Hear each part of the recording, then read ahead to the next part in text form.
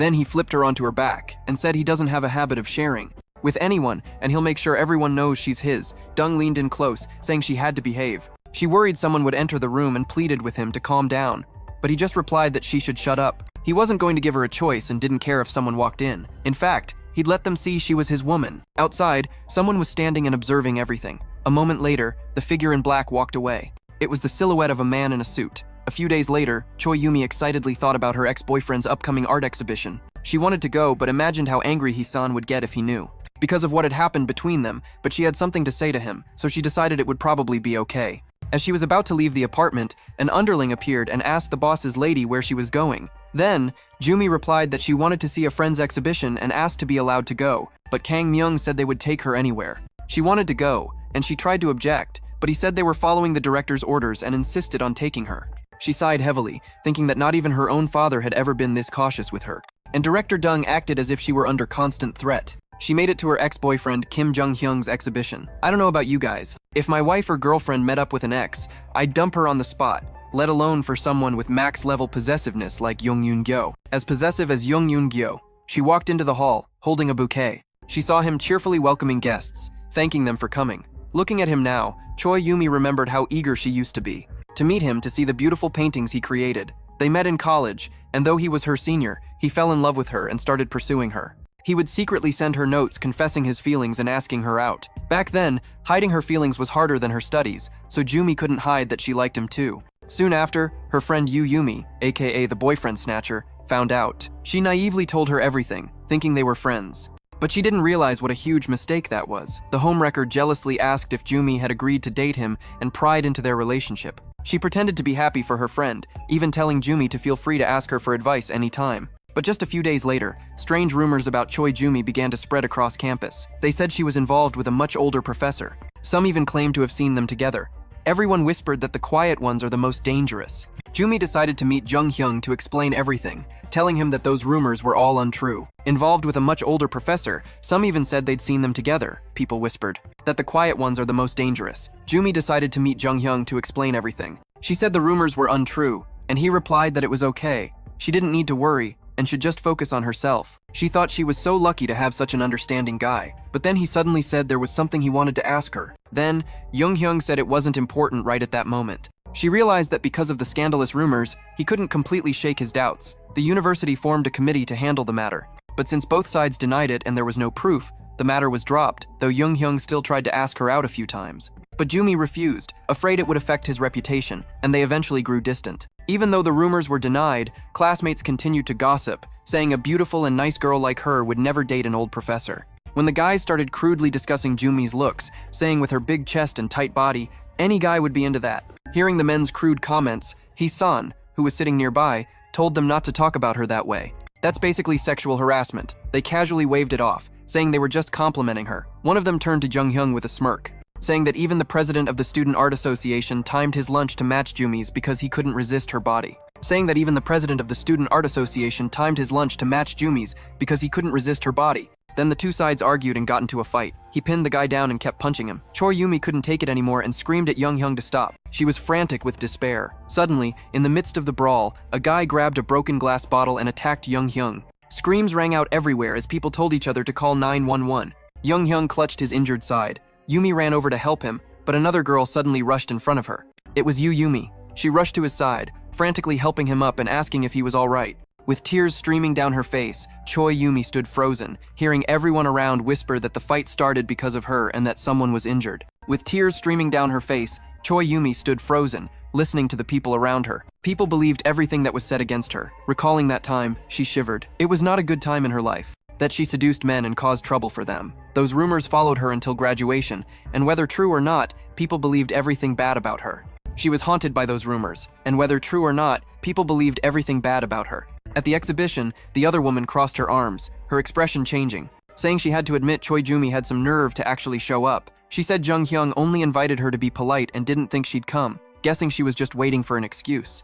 But Jumi became serious, saying she had no reason to avoid him as things between them were long over, and she actually wanted to resolve an issue with both of them. At the exhibition, the other woman crossed her arms, her expression changing. He saw them and greeted them cheerfully. He approached his fiancée. He didn't think you'd come. You were probably just waiting for the chance. But Jumi became serious. saying she had no reason to avoid him as things between them were long over, and she actually wanted to resolve an issue with both of them. The homewrecker said she was still as bold and stubborn as ever, and was about to say more, but she was cut off by Jung Hyung's voice. He had seen them and greeted them happily, walking over to his fiancée. His aka boyfriend snatcher fiancé immediately put on a cute act. He was happy to see Jumi again and suggested the three of them go out for coffee. The three of them sat at a table, and he asked what they should order, saying it was his treat to celebrate the special day. Jumi put a hand on her stomach, pretending to be shy, and said that in her condition she couldn't have alcohol or coffee, so she'd just have juice. She looked over at Jumi with a smile, saying she could pick anything she wanted, they would pay. So disgusting, that's the homewrecker's silver tongue for you. It's just coffee.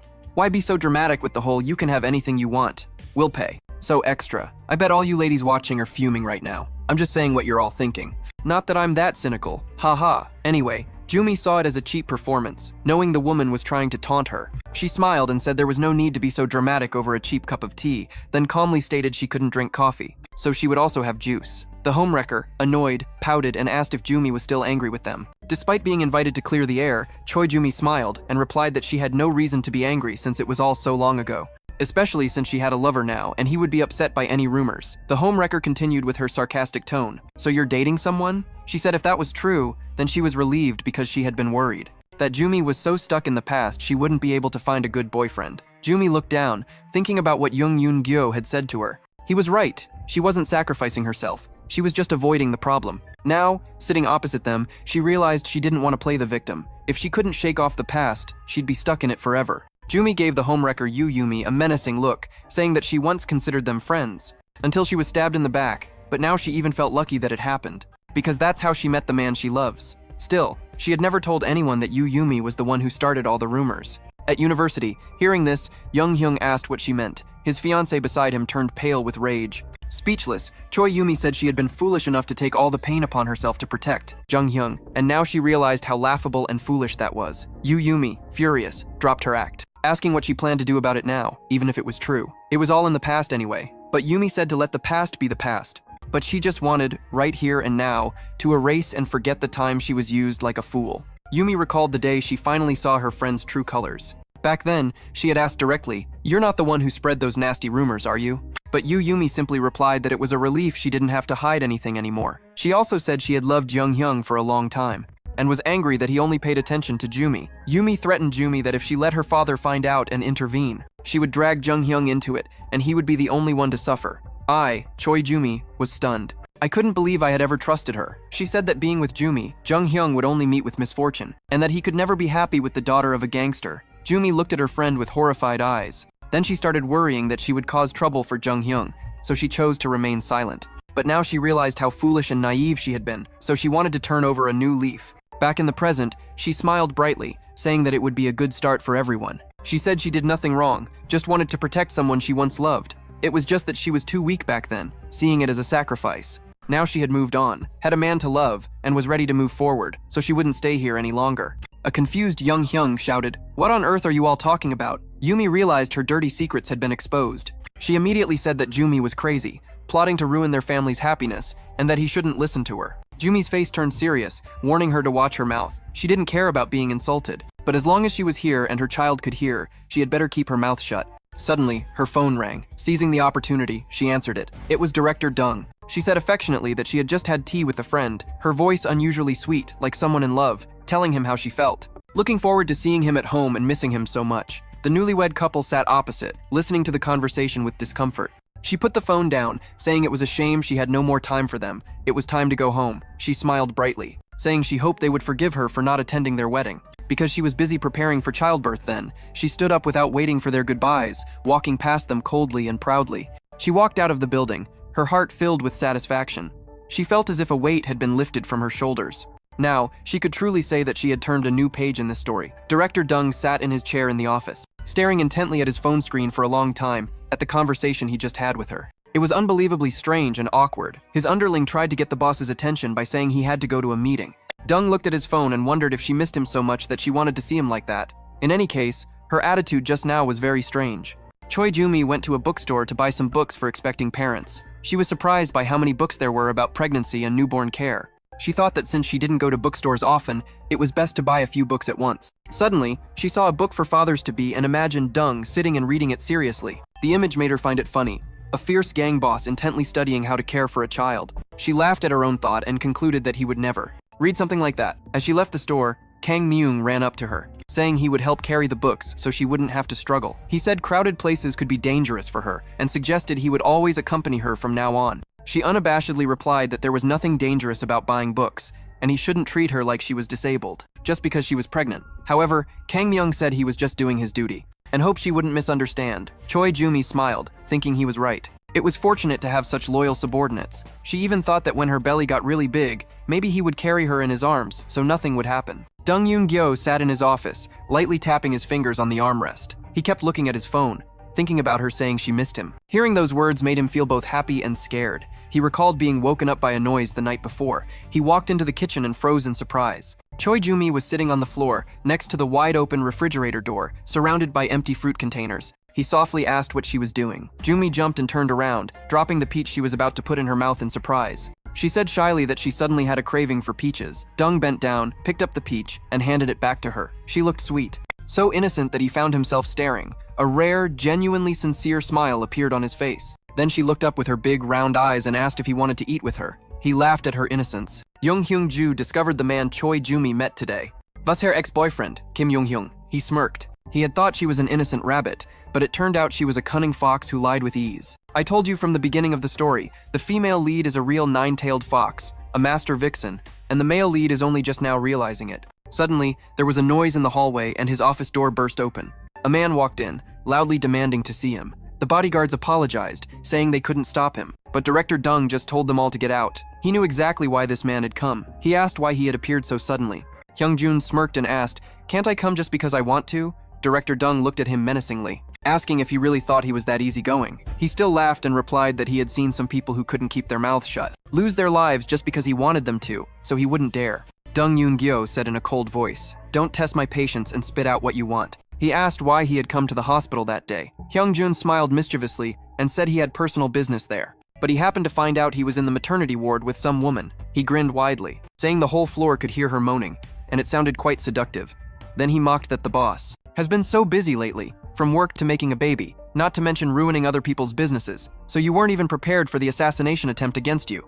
And ruining other people's businesses, so you weren't even prepared for the assassination attempt against you. Director Dung's patience was wearing thin. His eyes turned cold. He told him to shut his mouth if he wanted to keep his tongue. Seeing the director's reaction, he changed his tone to a seemingly apologetic one, saying that it seemed he was really serious this time. So he took back what he just said about his lady. Hyungjun said with a serious face that he knew he was a suspect, but had nothing to do with Jung Eun Gyo's assassination attempt. Director Jung crossed his arms and replied that he hadn't made any accusations against him yet. He said worriedly that he knew Boss Dung would suspect everyone around him, like a madman, and retaliate indiscriminately, so he wanted to explain himself first, so that things wouldn't end badly. Hyungjun asserted that he wouldn't use such cheap tricks. The chairman only mentioned him as the second heir just to control Hyungjun. They both understood that. Hyungjun wouldn't backstab Jung Eun Gyo to take over the company.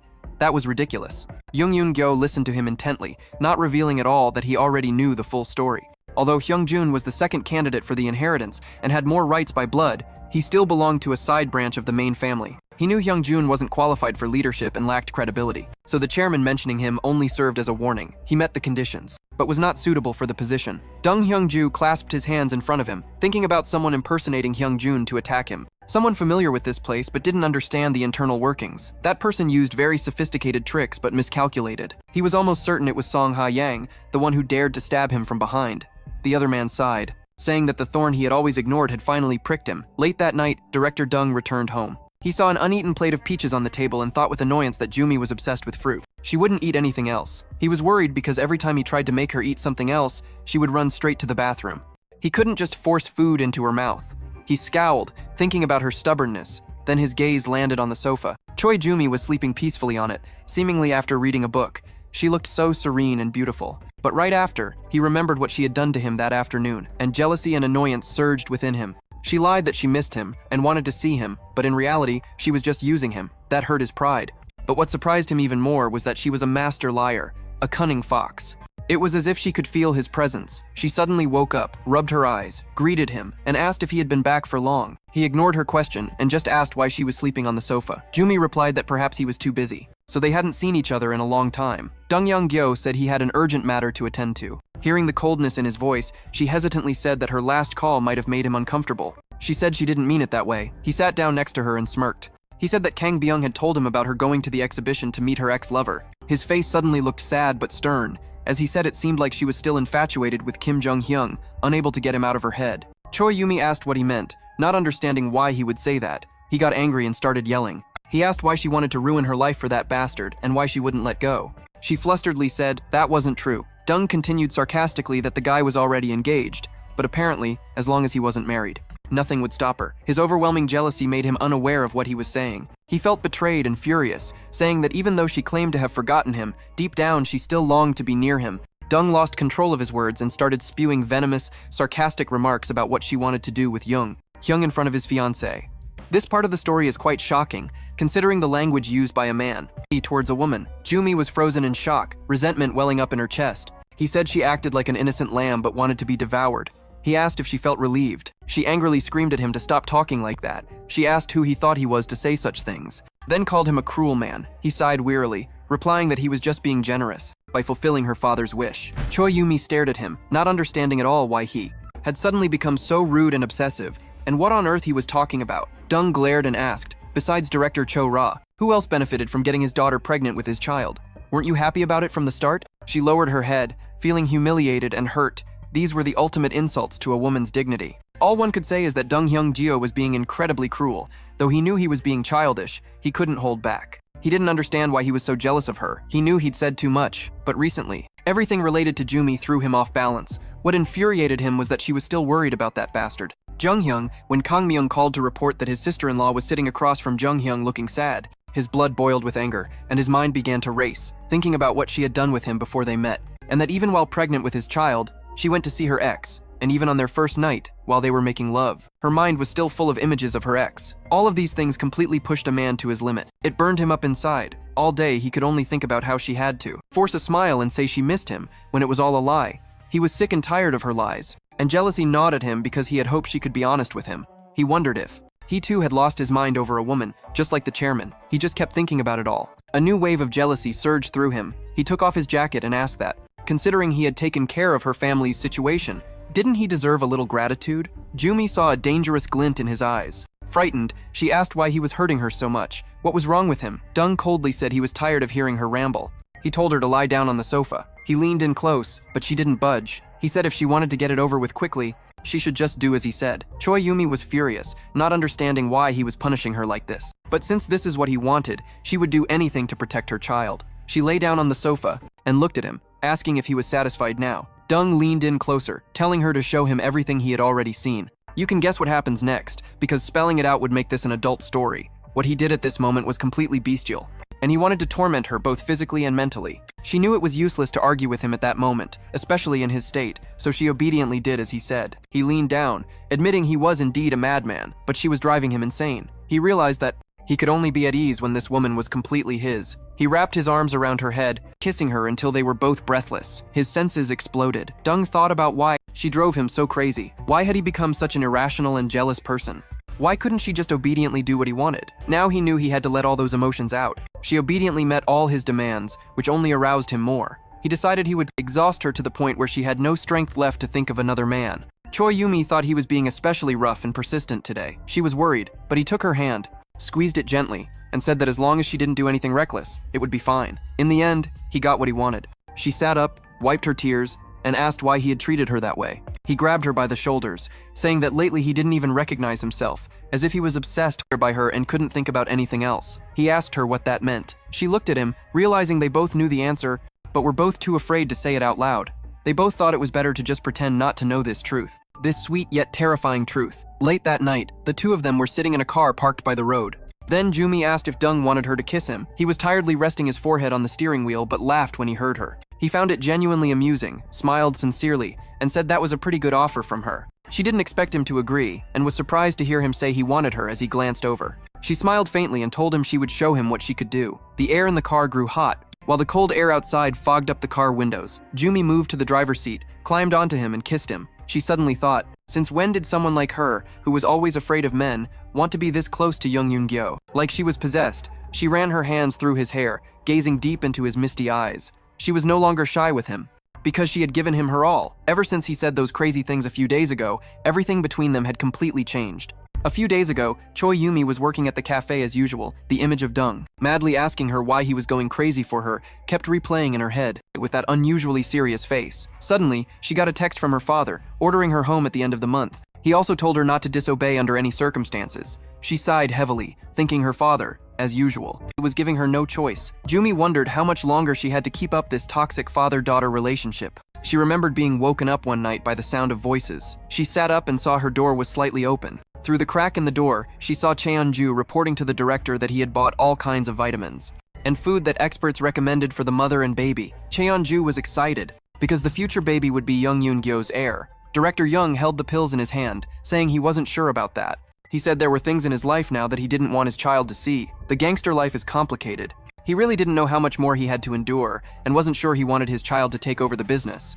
Cheon-ju tried to object, saying that the boss meant a great deal to all the brothers in the gang. He cut him off, saying he was just speaking his mind. Cheon-ju smiled and said it took him a while to realize. In reality, the boss often meant the complete opposite of what he said. When he liked something, he would act indifferent. Cheon-ju said that recently the boss was always walking around looking happy, and it made all the men happy too. Meanwhile, Jumi was outside, listening intently to every word. Cheon-ju continued that the boss normally never wasted time on things he wasn't interested in, but with his lady, he acted like he had completely lost control. He cut him off again, telling him he was talking too much today. Cheon-ju coughed lightly and said that all the men already knew. The boss brought you here to protect you from Song Hae-young, especially now that you're pregnant. He assured the chairman that they would do everything to keep you safe. Hearing Song Hae-young's name, she immediately tensed up. She remembered that woman was the chairman's third wife. She had gone to see the director at a hotel, and that day, Dung returned severely injured amidst gossip about her. Choi Yumi couldn't sit still anymore. She wanted to talk and clear things up, grabbing her handbag and putting on her coat.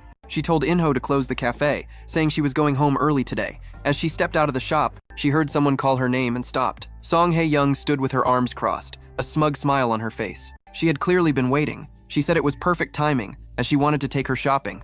Jumi hesitated to answer, afraid they'd go to a big shopping mall. Song Hae-young said the chairman's birthday was coming up, and she hoped Jumi would help pick out a nice tie for him. Choi Yumi was wary and suspicious. She asked why she needed her help choosing a tie when she had her own advisors, and the woman replied that Jumi should learn proper etiquette, because she would soon become a member of the Gu Sung family, and people often give gifts to build good relationships, especially since this would be her official introduction. Suddenly, out of nowhere, Kang Myung appeared and approached her. Jumi didn't expect to see him here, as no one knew she was going shopping with this woman. He stood between her and the woman, saying the boss had told him to remind her to take care of her health. If she was tired, the car was waiting downstairs. At this, Song Hae-young became furious, jealousy written all over her face. She gritted her teeth, cursing inwardly, wondering why this girl received such special treatment. Until now, Jung Eun Gyo had never even looked at another woman, let alone spent the night with anyone. And now he suddenly agreed to a blind date. Even the chairman had affairs at his age, but Jung was absolutely not that kind of man. He had never opened his heart to any girl, not even her, so she could tolerate it. But now, he was taking care of a girl as if she were the center of the universe, and it made her blood boil. She thought that should have been her place. Meanwhile, Kang Myung carefully said the boss had instructed everyone to take very good care of her. Jumi shyly said it wasn't necessary, but he replied that it was personally important to him. Hearing this, Song Hae-young angrily tightened her grip on the tie. Jealous and eavesdropping, she had heard the news that Jumi was being followed by a stalker, and that Jung Eun Gyo had personally handled the matter. She wondered why a man like him would get involved in such a thing himself. Song Hae-young bit her lip in frustration, thinking, who does this Jumi girl think she is? And to top it all off, she's pregnant. But then she realized this girl knew nothing about life, born with a silver spoon, getting everything she wanted without any effort. And now, even Jung Eun Gyo, the only man Song Hae-young had ever wanted, belonged to this girl. She smiled at the sales clerk, saying she had chosen a tie, then suddenly jabbed her elbow hard into Jumi. She hoped Jumi would fall, but pretended it was an accident. Kang Myung rushed over in a panic, repeatedly asking if she was okay. She sarcastically remarked that Jumi shouldn't have stood so close, then feigned concern, asking if she got hit. Choi Yumi stood her ground, clutching the bag to her stomach. She realized this woman was malicious and had been on guard the whole time. I always say Jumi is queen, specializing in treating mistresses and the other woman. My queen, my idol. Song Hae-young saw the bag in her hand and was surprised and angry that her plan had failed. She thought to herself, this girl isn't as easy to deal with as I thought. Jumi signaled for the bodyguard to stand down, saying she was fine and unhurt. She lifted her head, her gaze sharp and cold as she looked directly at Song Hae-young, and said, "This is the only time. Touch me and you're dead, you lying bitch. Sorry everyone, I got a little too excited and cursed." She screamed, unable to believe Jumi had been on guard against her the entire time, acting as if she were a kidnapper. She asked, "Do you really think I would harm the child?" Jumi's voice was low and threatening. She told the woman to watch her mouth, saying she didn't care if someone was rude to her personally, but she would never tolerate anyone touching her child. The woman crossed her arms and smirked,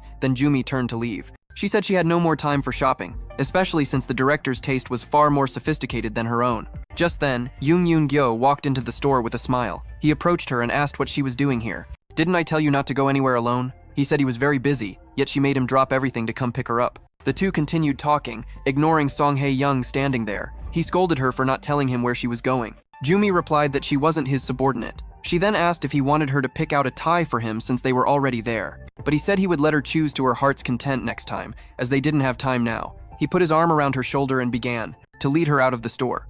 Song Hae-young, who rarely ever greeted or even glanced at him, suddenly called out his name. When he turned back, she awkwardly said it was hard to see him these days. The director coldly asked whose fault that was. Then he turned and walked straight out. Still not giving up, she blurted out, asking if they wanted to have dinner together, the three of them. Her question was ignored. She watched them leave. Song Hae-young angrily thought that her warning probably hadn't been enough to scare Jumi. Perhaps she wasn't the type to be frightened by a simple threat. She was jealous, thinking she should be the one he was holding. She loved him, but she wasn't the type to wish him happiness with another woman. It should have been her. She loved him, but she wasn't the kind of woman who could bless him for being happy with someone else. Song Hae-young bit her lip in desperation, growling angrily that she always gets what she wants. Suddenly, she turned to look at him. Jumi anxiously asked if everything was all right, especially after what happened today, and if he was angry with her. He replied that everything was fine, just telling her not to run off like that again without a word to anyone, let alone go with Song Hae-young. Jumi said that she hadn't done anything wrong, but she felt like a criminal. She said she had nothing to hide from him. He watched the snow fall outside the window. He replied thoughtfully that he also wished it were that simple. Then he gave another order to Kang Myung to follow his orders and told her to get in the car. Meanwhile, when Song Hae-young returned home, a subordinate immediately informed the chairman. She put on an innocent face, smiling as she said she had just bought her husband a tie, as a gift. Before she could finish, she saw her husband holding a golf club with a man kneeling in front of him, as a gift. Before she could finish, she saw her husband holding a golf club with a man kneeling in front of him. The man was covered in bruises. A wave of fear washed over her. Song Hae-young never expected her husband had found out about her schemes. The chairman calmly cleaned his golf club, telling his wife he was just thinking about how to punish his useless subordinates. He let his wife do foolish things, and the problem is that people have forgotten how to properly serve their superiors. She tried to defuse the tense situation, forcing a smile and saying she only went shopping with Choi Yumi today. The chairman looked at his wife and said he wasn't talking about today. He looked her straight in the eye. He asked how she planned to explain her previous actions. Fear gripped her throat. She knew her husband was a terrifying person, especially when he was angry. She began to stammer. The chairman stepped closer and sneered, asking if she really thought Jung Eun Gyo would want a child with her after acting that way. Hae-young stood frozen, trembling, and speechless. Seeing her reaction, he sneered. He asked if she really thought he was clueless, adding that he had once planned to adopt Jung as his son. "He almost became your son." In a cold voice, he asked what should be done with a woman at his side who constantly covets Jung Eun Gyo. Gripping the golf club tightly, he said he had taken in an orphan and a promiscuous woman. "What should be done with a woman at my side who covets Jung Eun Gyo like this?" Hae-young looked at the chairman and asked if he was talking about having a child. He calmly replied that yes, he wanted a child, adding that it was normal for a husband and wife to have children. So why was she looking at him like she'd been struck by lightning? She knew that even if she was unhappy with her position, she had to fulfill his wishes. Her head throbbed with anger and resentment. Finally, he said this was the consequence of her disobedience and improper behavior. Tears streamed down her cheeks, but anger was caught in her throat. Why could Choi Yumi have Jung Eun Gyo's baby, while she had to have a child for a man she didn't even love? Gritting her teeth, she silently swore that she would never let that happen. The next evening, Jung Eun Gyo called Yumi, saying she would pick her up after work. "I'm not in love," gritting her teeth. She silently swore that she would never let that happen. The next evening, Jung Eun Gyo called Yumi, saying she would pick her up after work. She smiled gratefully and agreed, seeing it was almost closing time. Ben smiled and invited her to have some relaxing tea. Suddenly, there was the sound of clattering dishes, and she rushed over to the staff member in a panic and offered to make her an iced peach tea. She smiled gratefully and agreed, seeing it was almost closing time. Ben smiled and invited her for some relaxing tea, when suddenly there was a clatter of dishes, and she rushed over to the staff member in a panic. Inho tried to stop her, saying it was nothing serious. He said the wound wasn't bad and he could treat it himself at home. but Jumi told everyone not to worry about the broken glasses, saying she would run to the pharmacy to get antiseptic for the wound. Inho tried to stop her, saying it was nothing serious. He said the wound wasn't bad and he could treat it himself at home, but she said she couldn't let her employee go home injured, since the pharmacy wasn't far from the cafe. So she didn't even grab a coat and rushed out. The pharmacist told her she was dressed too lightly for this weather and might catch a cold. Jumi gave a weak smile and asked for antiseptic solution and ointment. As she was buying the ointment, her eyes landed on the prenatal supplements. She recalled Dung ordering her to buy all sorts of vitamins and supplements for pregnant women, and his conversation with Cheonju about protecting the baby from the filth around them, in both action and words. As she looked for ointment for the open wound, her eyes suddenly landed on the shelf with prenatal supplements, and she remembered Dung. The pharmacist asked if she needed anything else. Jumi blushed at her thoughts and suddenly asked if they had any scar treatment. The pharmacist handed her a very good scar ointment.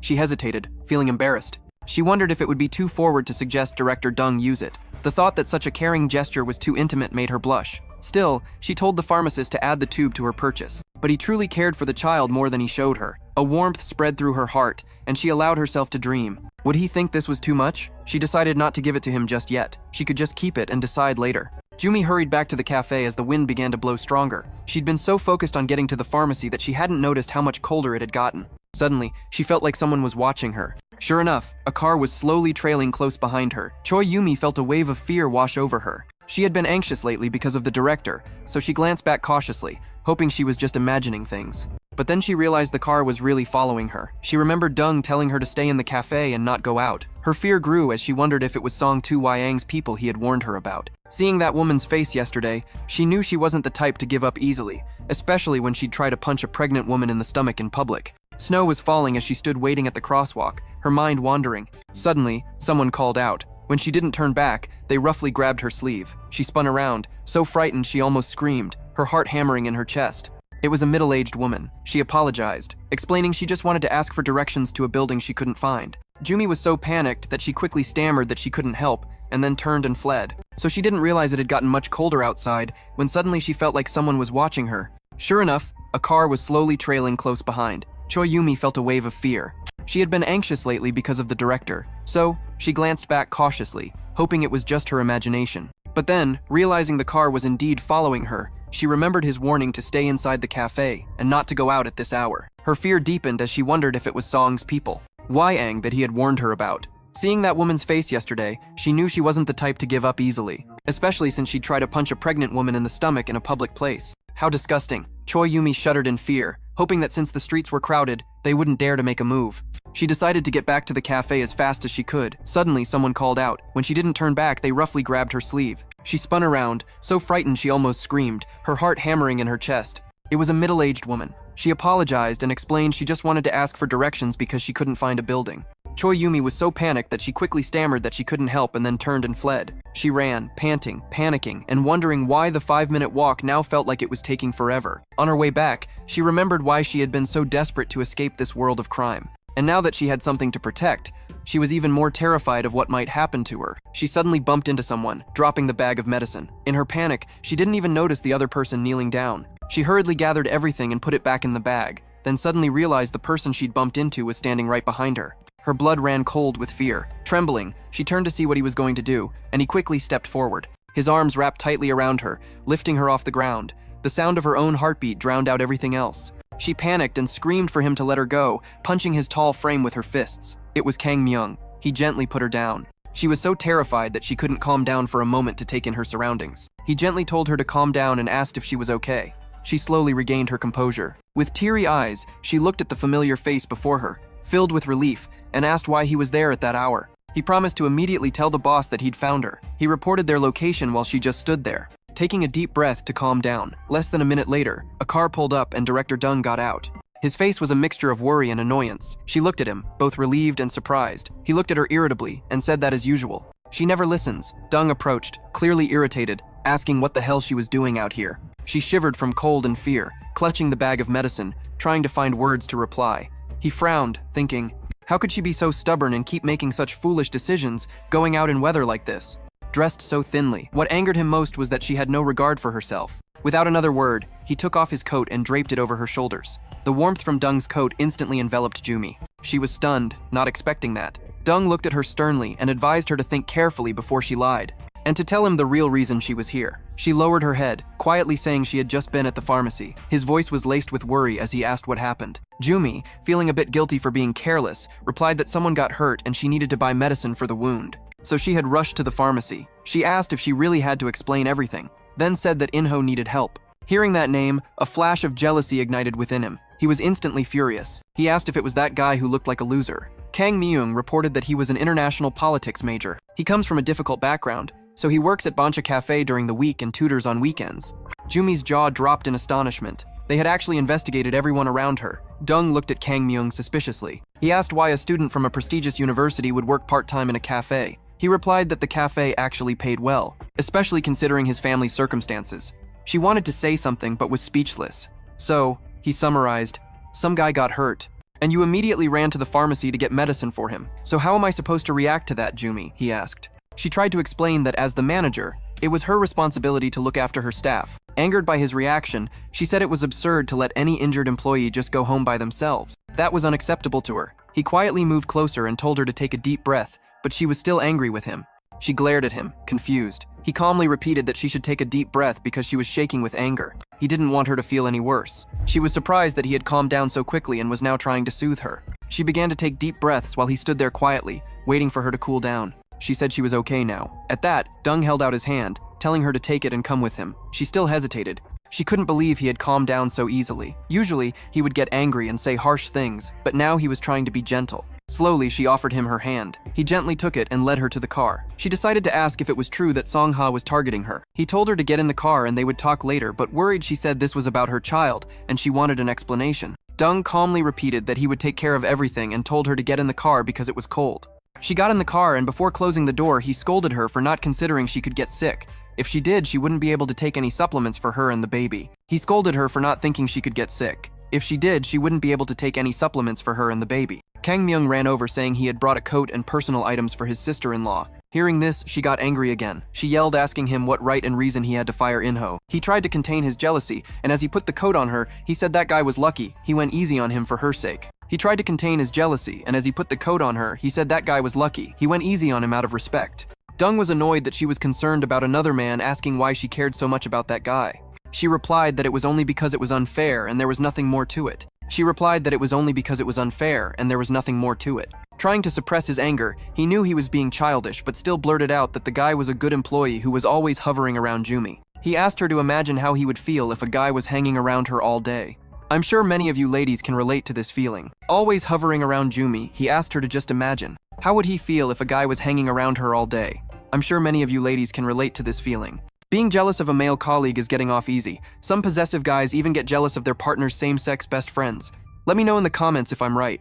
They even get jealous of their partner's same-sex best friends, you know. Let me know in the comments if I'm right. She sat in silence, glaring at him angrily. He told her to buckle her seatbelt, but she didn't budge. She clutched the bag of medicine in her hand, frustratedly wondering why they always had to argue like this. She felt sad because their relationship was like an emotional roller coaster, and she never knew when the next sharp turn was coming. Seeing she was still motionless, Dung asked if she really wanted him to fasten her seatbelt for her. Without waiting for an answer, he sighed heavily. Yanking the steering wheel, he pulled the car over. Dung sat still, his face full of sorrow, then reached over to fasten her seatbelt. Yanking the steering wheel, he pulled the car over. Dung sat still, his face full of sorrow, then reached over to fasten her seatbelt. Leave Inho alone, she said. He's just a part-time student and will quit when he enrolls in school. She didn't want him fired because he worked really hard and it would be unfair. Yes, he'll leave when he wants to, he replied, unconvinced. She added that soon her belly would show she wouldn't be able to work and they wouldn't see each other anymore. Maybe Inho would quit on his own by then. Dung listened intently, realizing there was truly no reason to be jealous. Her belly would get bigger, she wouldn't be able to work, and they would no longer have a chance to see each other. He asked what he would get in return for letting the guy stay, but Jumi angrily asked why he always had to set conditions for her. He replied that it was naive to want something unconditionally. She sighed in despair, calling him a terrible person. Dung angrily gripped the steering wheel, replying that he never pretended to be a good person. Bad boy, he's not playing the good guy, he's playing his role okay. She stared at him, wondering why he always behaved so terribly. Sighing, she called him a terrible person. Dung angrily gripped the steering wheel, replying that he never pretended to be a good person. Then she suddenly realized she might have said something foolish. Awkwardly, she stammered that she had changed her mind. Jung Eun Gyo rested his head on the steering wheel, his shoulders shaking with laughter. Then he looked up and laughed heartily, clearly amused, saying her offer sounded very sweet. Embarrassed, she was about to say she changed her mind when she heard him agree. Thinking she misheard, she looked at him wearily. He smirked, looking at her with interest, and told her to try and surprise him. She asked doubtfully if he would really reconsider if she did that. He smiled faintly, replying that it all depended on how well she performed. Jumi felt a wave of tension wash over her and asked what would happen if she wasn't successful. He still found the situation amusing. He smiled, asking why she lacked confidence, reminding her that she had done very well before. She blushed. She replied that she wasn't as experienced as him. Dung mused, asking if she thought he hadn't noticed. Jumi blushed, thinking she should have slapped his mouth instead of kissing it. She unbuckled her seatbelt and placed her hands on his shoulders to get into position. He smiled, asking why she lacked confidence, reminding her that she had done very well before she blushed. Replying that she wasn't as experienced as him, Dung mused, asking if she thought he hadn't noticed. Jumi blushed, thinking she should have slapped that mouth of his instead of kissing it. She unbuckled her seatbelt and placed her hands on his shoulders to adjust her position. Getting more comfortable, Jung Eun Gyo leaned back intentionally, maintaining a confident and expectant gaze. He silently watched her every move with amusement as she kissed him, gently running his hand through her hair in a touch both possessive and tender. The sky was dark and gloomy as snow lightly fell, creating a silence broken only by the sounds inside the car. The car was parked on the side of the road, its windows slightly fogged by their breath as they were lost in each other. Oblivious to the world around them, Jumi broke the kiss and asked if he had changed his mind yet. He just sighed heavily, telling her to go deeper. Sadly trying to hold back tears, she said that she knew this wouldn't lead to anything. Dung smiled and asked why she was so lacking in confidence. He praised her for being fully in the moment and giving it her all. She thought about how he always took advantage of people's weaknesses and acted as if nothing happened. Leaving her feeling awkward and defensive, he smiled and asked if he should take care of her right here, suggesting it might calm her down. Jumi shrank back into her seat, telling him to stop talking nonsense and just drive. He laughed cheerfully, calling her a good girl, and started the car. Before long, they were home. She kept asking about Song Hae-yang and why she needed to be careful. Walking ahead and loosening his tie, he just told her to stay close to the security team. After a while, she suddenly asked why Kang Myung was allowed to be with her all day. But when it came to In-ho, he made such a big deal. He calmly replied that it was because Kang Myung had lost, the thing that makes him a complete man. It seems Kang Myung had to practice the Sunflower Manual from the Jin Yong novels, so he had to castrate himself, haha. Choi Yumi was both embarrassed and horrified, wondering how that could have happened, and why Jung Eun Gyo could say it so calmly. He calmly replied that, "Why would a gangster not have his balls, you ask? He probably got too cocky and had them chopped off. In the underworld, this is pretty normal." Jumi felt a wave of sympathy, her heart aching at the thought of it.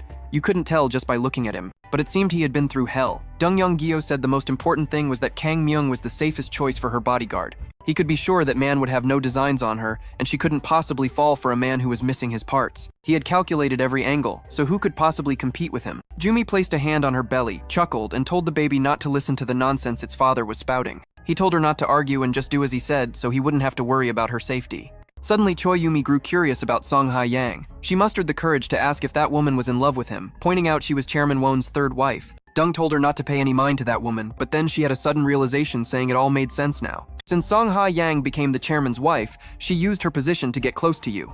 That's why the chairman arranged our blind date, right? So the chairman knew everything from the start. He arranged the blind date between us, right? So the chairman knew everything from the very beginning. Satisfied with her deduction, she said it seemed that woman still hadn't given up on him. Unexpectedly, he asked if she pitied that person now since she was in a similar situation. He turned to explain that perhaps she felt a bit of empathy because they were both in a one-sided love. People who don't belong to them. Those words bruised Jumi's pride as she had left that past far behind her. However, she replied that it wasn't like that, but since he wouldn't believe her anyway, he could think whatever he wanted. Out of the blue, he mentioned hearing about the Yang Jin company, which belongs to that ex-girlfriend's father. Hearing that, she worriedly asked if he was planning to go after them too, saying she didn't want that. Jung Eun Gyo looked surprised and asked why he would do that. She blushed and said it was because Yumi had bullied and betrayed her for a long time. He asked if she found that ridiculous, then smiled and asked why he would need to get revenge on someone. Just because they bullied her, did she think he was the type to just retaliate against everyone indiscriminately?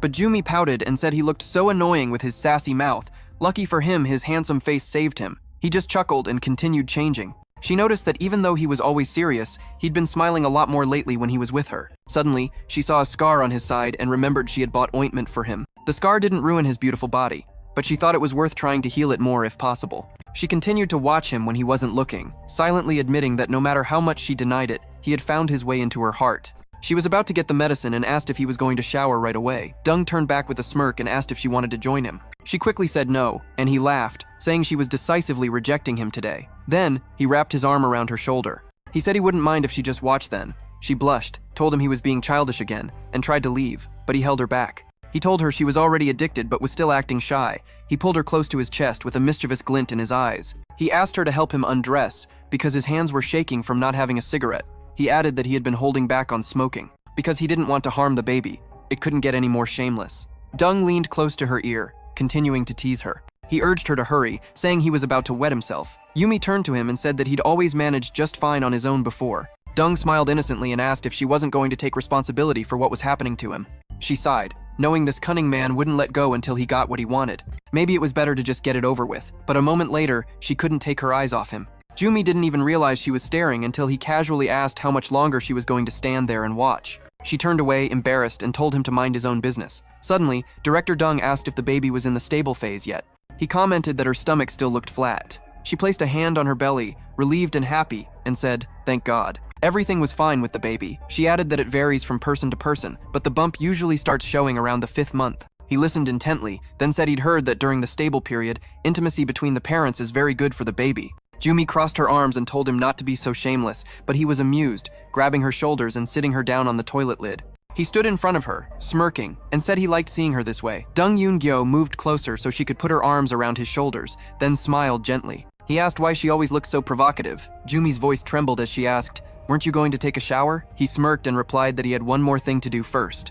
He told her to hold on tight. After they were finished, he helped her under the warm shower and washed her hair. He reminded her that if she just listened to him, everything would be all right, Jumi.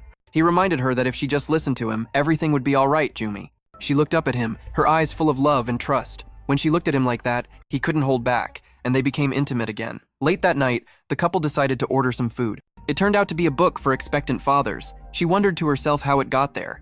Jumi noticed the book was brand new, and then it dawned on her that he must have been reading it, which was why he seemed so calm and confident. Jumi noticed the book was brand new, and then it dawned on her that he must have been reading it, which was why he seemed so calm and confident. She opened the book and was surprised to find an ultrasound picture inside. She was overjoyed, as she thought she had lost it after her hospital appointment. She gazed at the picture, wondering when he had gotten it and why he had been so quiet about it. Jung Eun Gyo came out of the bathroom, interrupting her thoughts, and asked if she had ordered the pizza yet. She quickly hid the photo and the book behind her back, saying she hadn't ordered yet. As he came and sat down, he told her not to make him worry and to eat properly. He sat down, his hair still wet from his shower, looking incredibly attractive. He silently sipped his water, while she thought about how he always acted distant but was actually very caring and thoughtful. She didn't understand why he hid that side of himself. It made her sad, and she couldn't figure out why he was toying with her emotions. Suddenly, he broke the silence, asking how much longer she was going to stare, as if she wanted to burn a hole right through him.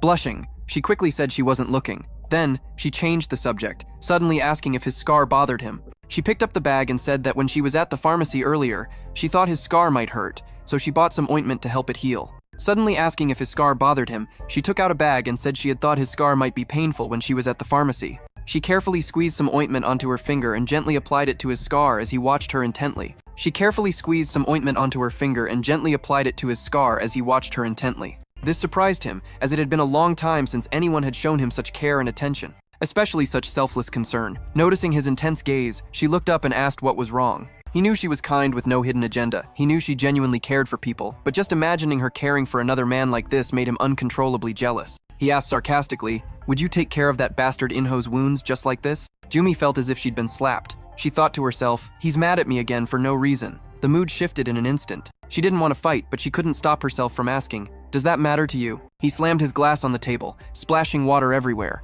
his face flushed with anger. He couldn't believe she dared to talk back to him. He realized he had started it and replied that just imagining it was enough to drive him mad. He loses control whenever he thinks of her touching another man that way. He loses control whenever he thinks of her touching another man that way. Yoonju watched him curiously and asked her colleague if she knew the relationship between their boss and this man. Inho said he wasn't sure either. To Yoonju, the man looked very elegant and charming, especially when she noticed his dimples. Inho told Eunju he wasn't sure. The man looked very elegant and charming, and Eunju noticed his dimples. She blurted out that some people are just shamelessly attractive. Not understanding why the man was so hostile, Yoonju asked Inho what he had done to make him angry. He was utterly confused and quickly clarified that he'd never met him before. Suddenly, Choi Yumi appeared and said she was about to head home. He was utterly confused and quickly clarified that he'd never met him before. Suddenly, Choi Yumi appeared and said she was about to head home. She gently patted his back and teased him not to obstruct business, as it was time for them to close up. He smiled, feigning hurt, saying he and Kang Mi-eung were just having coffee, yet they were being accused of obstructing business. Kang Mi-eung laughed and invited his sister-in-law to join them for tea since they still had some time. Jung Eun Gyo pulled out a chair for her to sit down. He calculatingly took a sip of his hot coffee, blew on it, and said, "A mother's peace ensures the child's peace." She looked at him, worried. She asked what he had planned, but he just calmly told her not to worry. Still, Jumi felt very uneasy. She knew he was hiding something. She also knew today was the chairman's birthday, and guests were invited to come in pairs. But she wasn't sure if Jung Eun Gyo intended to go since he hadn't mentioned it. She knew Song Ha-young would be there and really wanted to avoid it if she could. She knew he was hiding something, and she also knew today was the chairman's birthday, where everyone was invited as a couple. Jung Eun Gyo walked her to the car and helped her get in. He told her to go ahead home, as he had some things to handle and would be back later. She asked worriedly why he wasn't coming with her. Jumi looked at him confused and asked if he was going to take her home. Jung Eun Gyo walked her to the car and helped her get in. He told her to go home first as he had some things to handle and would be back later. She worriedly asked why he wasn't coming with her. He smiled, telling her a pregnant woman should focus on resting and not worry. She felt there was something strange in his words, and she was sure he was planning something, because he was being unusually patient. She asked if everything was really all right. He smirked and asked if she planned on following him. Panic began to rise in her, and she blurted out that she wanted to go with him. She didn't know why, but she had a distinct feeling that he was about to do something dangerous, so she began to plead for him to take her with him. He sighed and gently called her name. They stood there, looking at each other. Jumi suddenly thought about their relationship. She couldn't describe it in a single word. From the outside, he was just a guy from a blind date who accidentally became the father of her child. But now, looking deep into his eyes, she knew for sure that if anything happened to him, if he disappeared from her life, she would be unbearably lonely. She took his hand, lowering her head. To her, the most important thing was that his presence made her feel grounded and safe, and she liked being with him. She couldn't find the perfect words to name her feelings for him. Choi Yumi squeezed his hand tightly and softly said that she didn't want him to disappear. A warmth spread across his chest, making him smile warmly. To name her feelings for him, Choi Yumi squeezed his hand tightly and softly. Because if he wasn't here, that responsibility would fall on her. She grew more anxious, asking what he meant by saying he might not be there. She pleaded with him to tell her where he was going. He tried to calm her down, telling her to listen. He wrapped his arm around her shoulders, because if he wasn't here, that responsibility would fall on her. She grew more anxious, asking what he meant by saying he might not be there, asking if she could just go home and not worry about him. He wondered why she was so emotional. He said he'd read that a baby in the womb can feel its mother's thoughts and emotions, so she needed to show their child how strong she is, Jumi. She asked in return if he had ever broken his promise. She pressed against his chest, honestly admitting she was scared. But he reassured her again, saying there was nothing to be afraid of. Suddenly, she wrapped her arms tightly around him, pressing herself against him. She felt the warmth of his chest on her cheek and clearly heard his heart beating. She confessed that just the thought of him possibly dying made her numb with fear, and she didn't know if she could endure that pain. He listened silently, gently rubbing her back. She confessed that just the thought of him possibly dying made her numb with fear. He told her to take care of the baby and promised that nothing would happen to either her or the child, or to him. After saying goodbye to Yumi, the director's car drove to the hotel, where the chairman's birthday party was being held. His subordinate Cheonju reported that everything was ready. Director Jung asked about Choi Yumi, as well as to him. After saying goodbye to Yumi, the director's car drove to the hotel, where the chairman's birthday party was being held. His subordinate Cheonju reported that everything was ready. Director Jung asked about Choi Yumi. Cheonju replied that she was fine, on her way home, and the boss had nothing to worry about. Cheonju also guaranteed that they would all protect their sister-in-law with their lives. Jung Eun Gyo strode confidently down the hallway and said it wasn't that he didn't trust them, he just wanted to be sure. Cheonju replied that he understood the boss's concern, knowing how important his sister-in-law was to him. And in a situation like this, anyone would be twice, even 3 times as cautious. Cheonju had never thought of the boss as weak and hoped he wouldn't worry too much.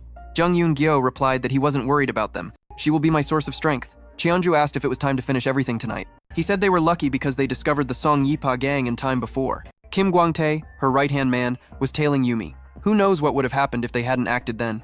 Young Steps became more determined. He thought it was a relief that Yumi had been quick-witted and cautious. After leaving the pharmacy, he hadn't wanted to scare her by telling her about being tailed. He clenched his jaw in anger. She didn't just stop at hiring someone to warn him. Instead of keeping quiet like a cornered rat, that woman kept provoking him and adding fuel to the fire. Jung told Cheonju that the more she lost control, the more dangerous it was for Choi Yumi, so they had to strike before she did, and finish everything for good in the VIP hall. A lavish banquet was set, with the chairman sitting at the head of the table. Jung Eun Gyo entered with a confident stride and a cold look on his face, greeting everyone. The moment she saw him, Hae-young's eyes lit up. She greeted him, saying she was so glad he came, barely hiding her attempt to flirt. A guest asked why Director Jung had come alone, mentioning he'd heard his wife was the only daughter of Director Choi. The chairman smiled warmly at Director Jung, congratulating him on the news that Choi Yumi was pregnant.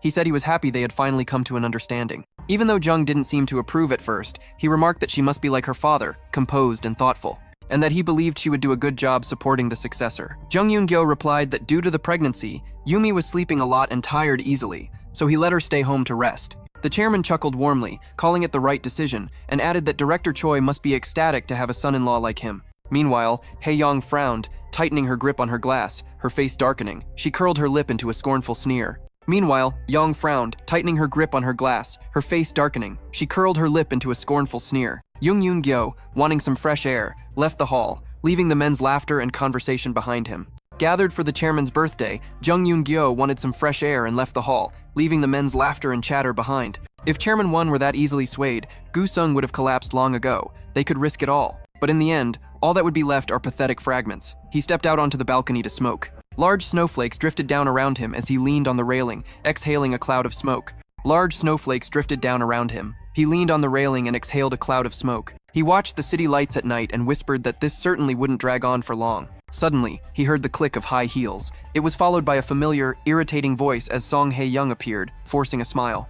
She suggested they go inside to find a quiet place and have a few drinks, just the two of them. She gave him a predatory look, saying the chairman and many others were watching them. If someone were to see them alone on the balcony at night, it could be misunderstood and possibly get him into trouble. So, she suggested they both leave as soon as possible. Jung Eun Gyo turned back to coldly observe the annoying woman. He had braced himself for her to try something. Meanwhile, Choi Yumi stood by the window, a cool breeze caressing her face. The wind toyed with the thin curtains. She kept her eyes fixed on the entrance, taking a deep breath to calm her anxious heart. She told herself that he was fine, reminding herself to trust his words that he was the strongest man she knew. She recalled him telling her to protect their child, and that when he wasn't around, she was the only one who could. Jumi resolved not to let anyone harm her or the baby. Suddenly, she heard Kang Myung outside the door, barking commands. At that moment, a food cart was rolled into the room. She watched, completely bewildered, as the covers were removed.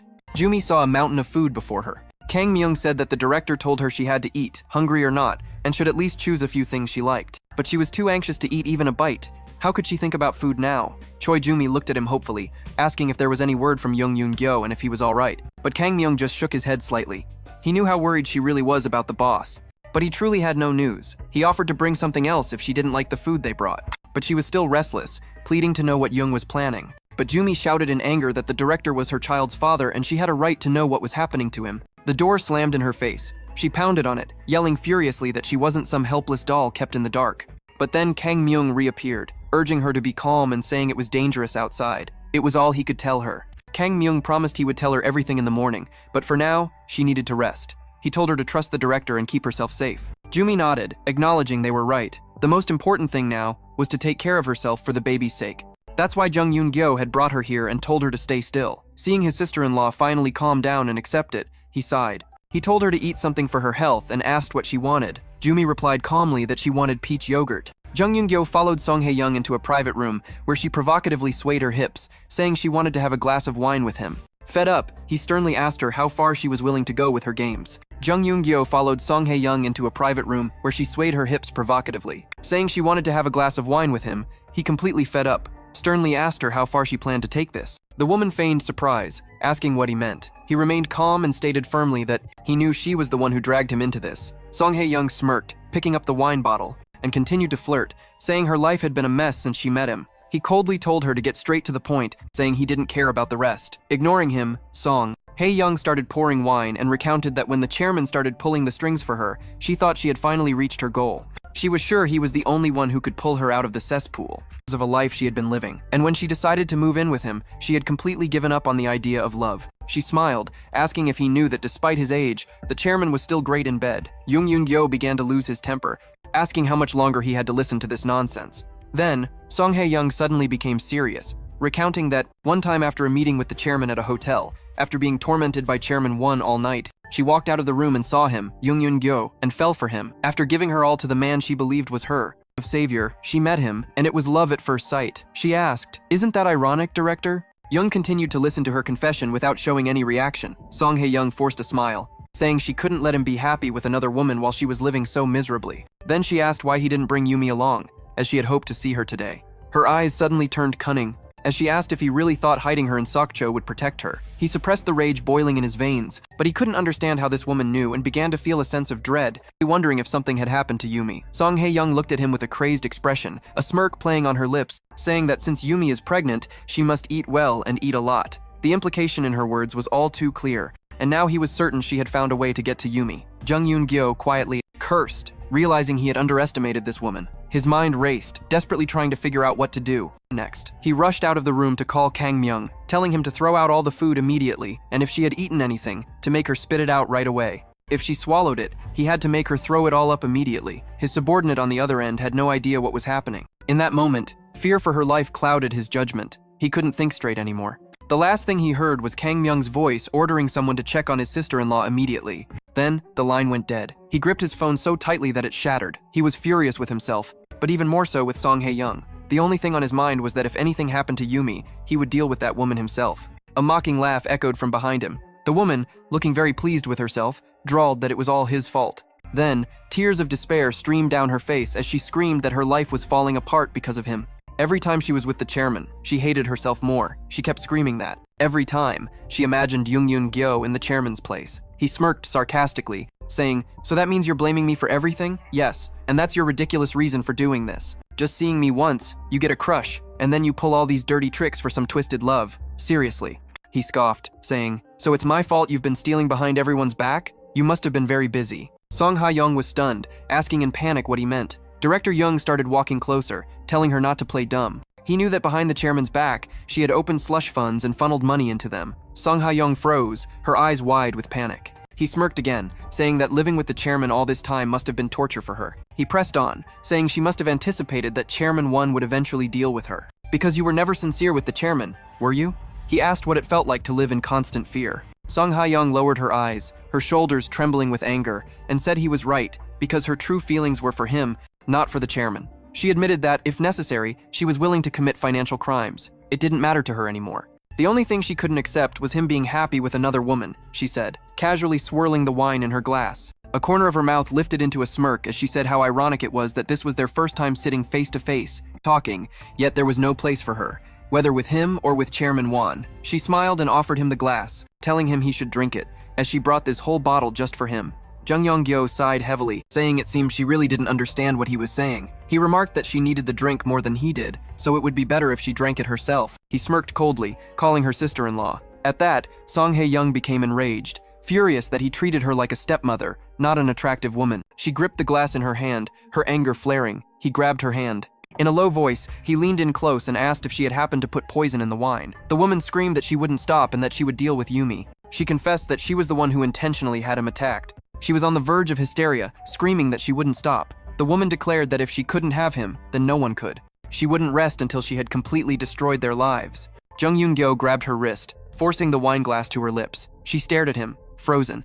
He leaned down, his voice menacing, forcing her to drink the wine. Just then, the door burst open, and they both froze at the sound of Chairman Won's voice. He ordered them to stop. Song Hae-young recoiled from Young, immediately trying to force a smile. The chairman's face was emotionless. With fear in her heart, she asked him how long he'd been there and what he had heard. Then, she turned and yelled at Jung Eun Gyo, accusing him of knowing everything from the start and deliberately following her as part of his plan. Chairman Won calmly ordered his men to seize her. Song Hae-young lowered her eyes, gritted her teeth, and said she had some last words. Jung Eun Gyo felt her hand slip from his grasp, and in a flash, she snatched the wine glass. He couldn't believe she actually decided to drink it. The woman held her head high and bravely drank the entire glass of wine, knowing full well it was poisoned. He stared at her, stunned and in disbelief. The glass fell to the floor with a crash. She began to cough violently, tears streaming from her eyes. Wiping her mouth with the back of her hand while struggling to breathe, she said at least this decision was her own, and she wouldn't die at the hands of Won Seung-ho. With her last breath, she said that her feelings for Director Jung had always been real.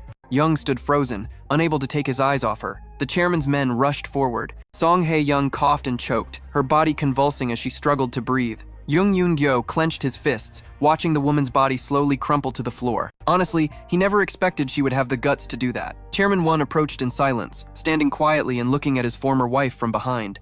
Suddenly, one of the chairman's subordinates stepped forward, threatening Jung Eun Gyo and demanding to know what happened here. He demanded to know if Jung was the one who did this to Song Ha-young. Cheon-ju stepped forward, shielding his boss. Yelling, he asked the man if he'd forgotten who his real master was, telling him to back down, then turned to Chairman Won, asking him to say something. The atmosphere was so tense it was about to erupt into a brawl.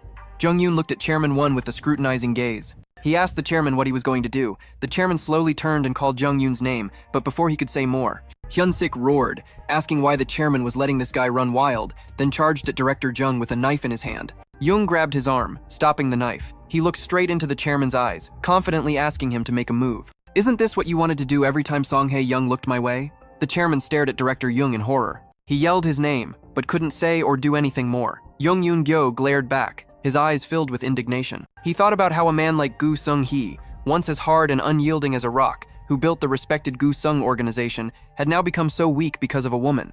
Jung Eun Gyo gritted his teeth, slowly and angrily pulling the knife from his attacker's hand. A corner of his mouth lifted as he said how funny it was that a man who once prided himself on his integrity couldn't answer that question now. In that case, Jung Eun Gyo added, "Let me answer it myself." At that very moment, Jung Eun Gyo grabbed one of his underling's hands and stabbed himself in the side with the blade. A move crazier than any other. Man, I only respect Jung Eun Gyo. Cheonju and the chairman were both stunned. They shouted in unison, asking what the hell he was doing. Jung Eun Gyo gasped for air, staring at the chairman, telling him to be honest with himself for once. Cheonju rushed forward, catching his boss, and yelled at him to snap out of it. But Dung sternly told his underling to be quiet, while the chairman stood still, watching him intently. He was urged to go to the hospital, that he needed immediate medical attention, but Dung remained stubborn. His eyes never left the old man, waiting for an answer. He gritted his teeth in pain, gasping for breath, and asked, "Was I wrong?" Chairman Won sighed heavily. He said that he was brave to the point of being reckless and arrogant just like his father, and for that very reason. He had always cherished him and considered him his right-hand man. Every time he saw that fire in Jung Eun Gyo's eyes, he was reminded of his father, his brother in arms. He remembered how Jung Eun Gyo's father had died for him, leaving behind a son. He had known the boy since childhood, and watched him grow up. He knew the young man trusted him like his own father, and he had raised him like his own son, even at times when he really wanted to hurt him. He couldn't bring himself to do it. The chairman looked straight into Jung Eun Gyo's eyes, stating, "You are my only weakness." Jung Eun Gyo felt like he'd been electrocuted. He never imagined Chairman Won had such a soft spot for him. Chairman Won had never shown that he considered him a son. Then he turned away. He ordered his men to handle what happened today quietly. Hyun-sik asked if he was really going to forgive Director Jung for the Song Hae-yoon incident. The chairman snapped at him to shut up and follow orders. Jung Eun Gyo stood frozen in place. His vision began to blur, and sweat drenched his body. He ordered Cheonju to take him home to rest. The underling tried to argue, yelling that his boss needed to be taken to the hospital. He tried to persuade him, saying this wound was in the same place as his old one. But Jung Eun Gyo stubbornly insisted he'd be fine, just telling his underling to give him his phone. He instructed him to call Kang Myung and ask if Choi Yumi was safe. Seeing his boss was unsteady on his feet, Cheonju replied that he had just talked to her and she was okay. He panted, his whole body burning up, and said softly that he still had to call because he wanted to hear her voice. Cheonju held the phone, trying to persuade his boss to rest a little first. Director Dung got angry, snatched the phone, and yelled that he needed to hear her voice right now.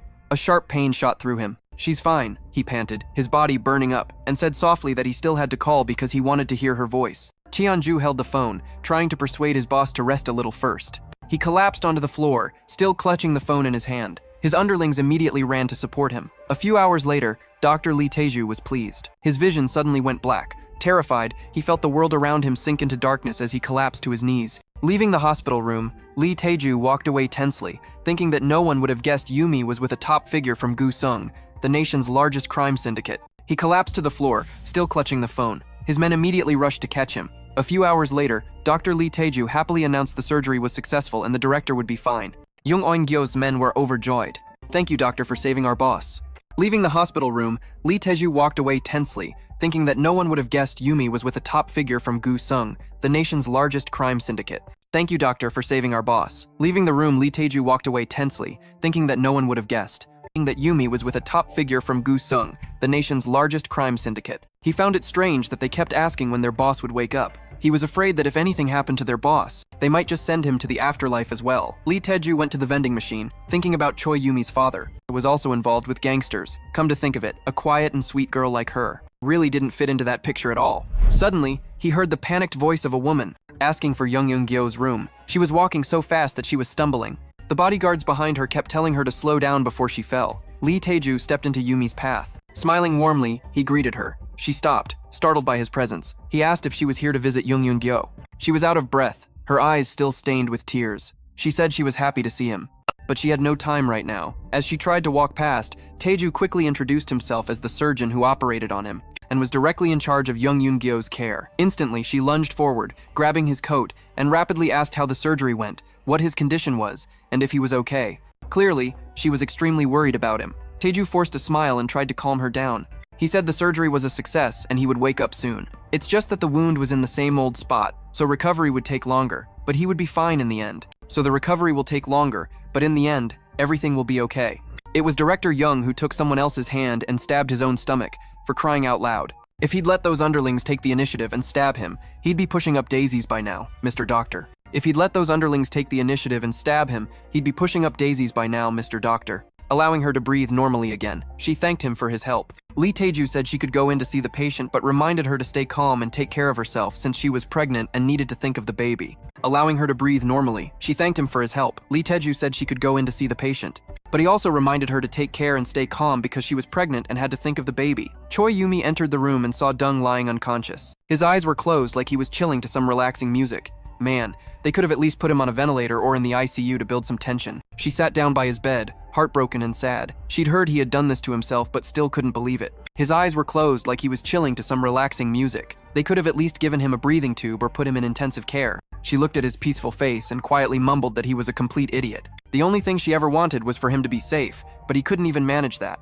And yet he chose to break his promise like this. She looked at his peaceful face and quietly mumbled that he was a complete idiot. The only thing she ever wanted was for him to be safe, but he couldn't even manage that. She remembered her recent conversation with Cheonju. That's why Chairman Won raised Jung as his own son and chose him as his successor. During a turf war, his father took a fatal blow meant for the chairman, sacrificing his own life. And the chairman carried a deep debt to his father. That's why the director understood this sincerity and was always completely loyal to the chairman. Cheonju said he couldn't count the times they had saved each other's lives.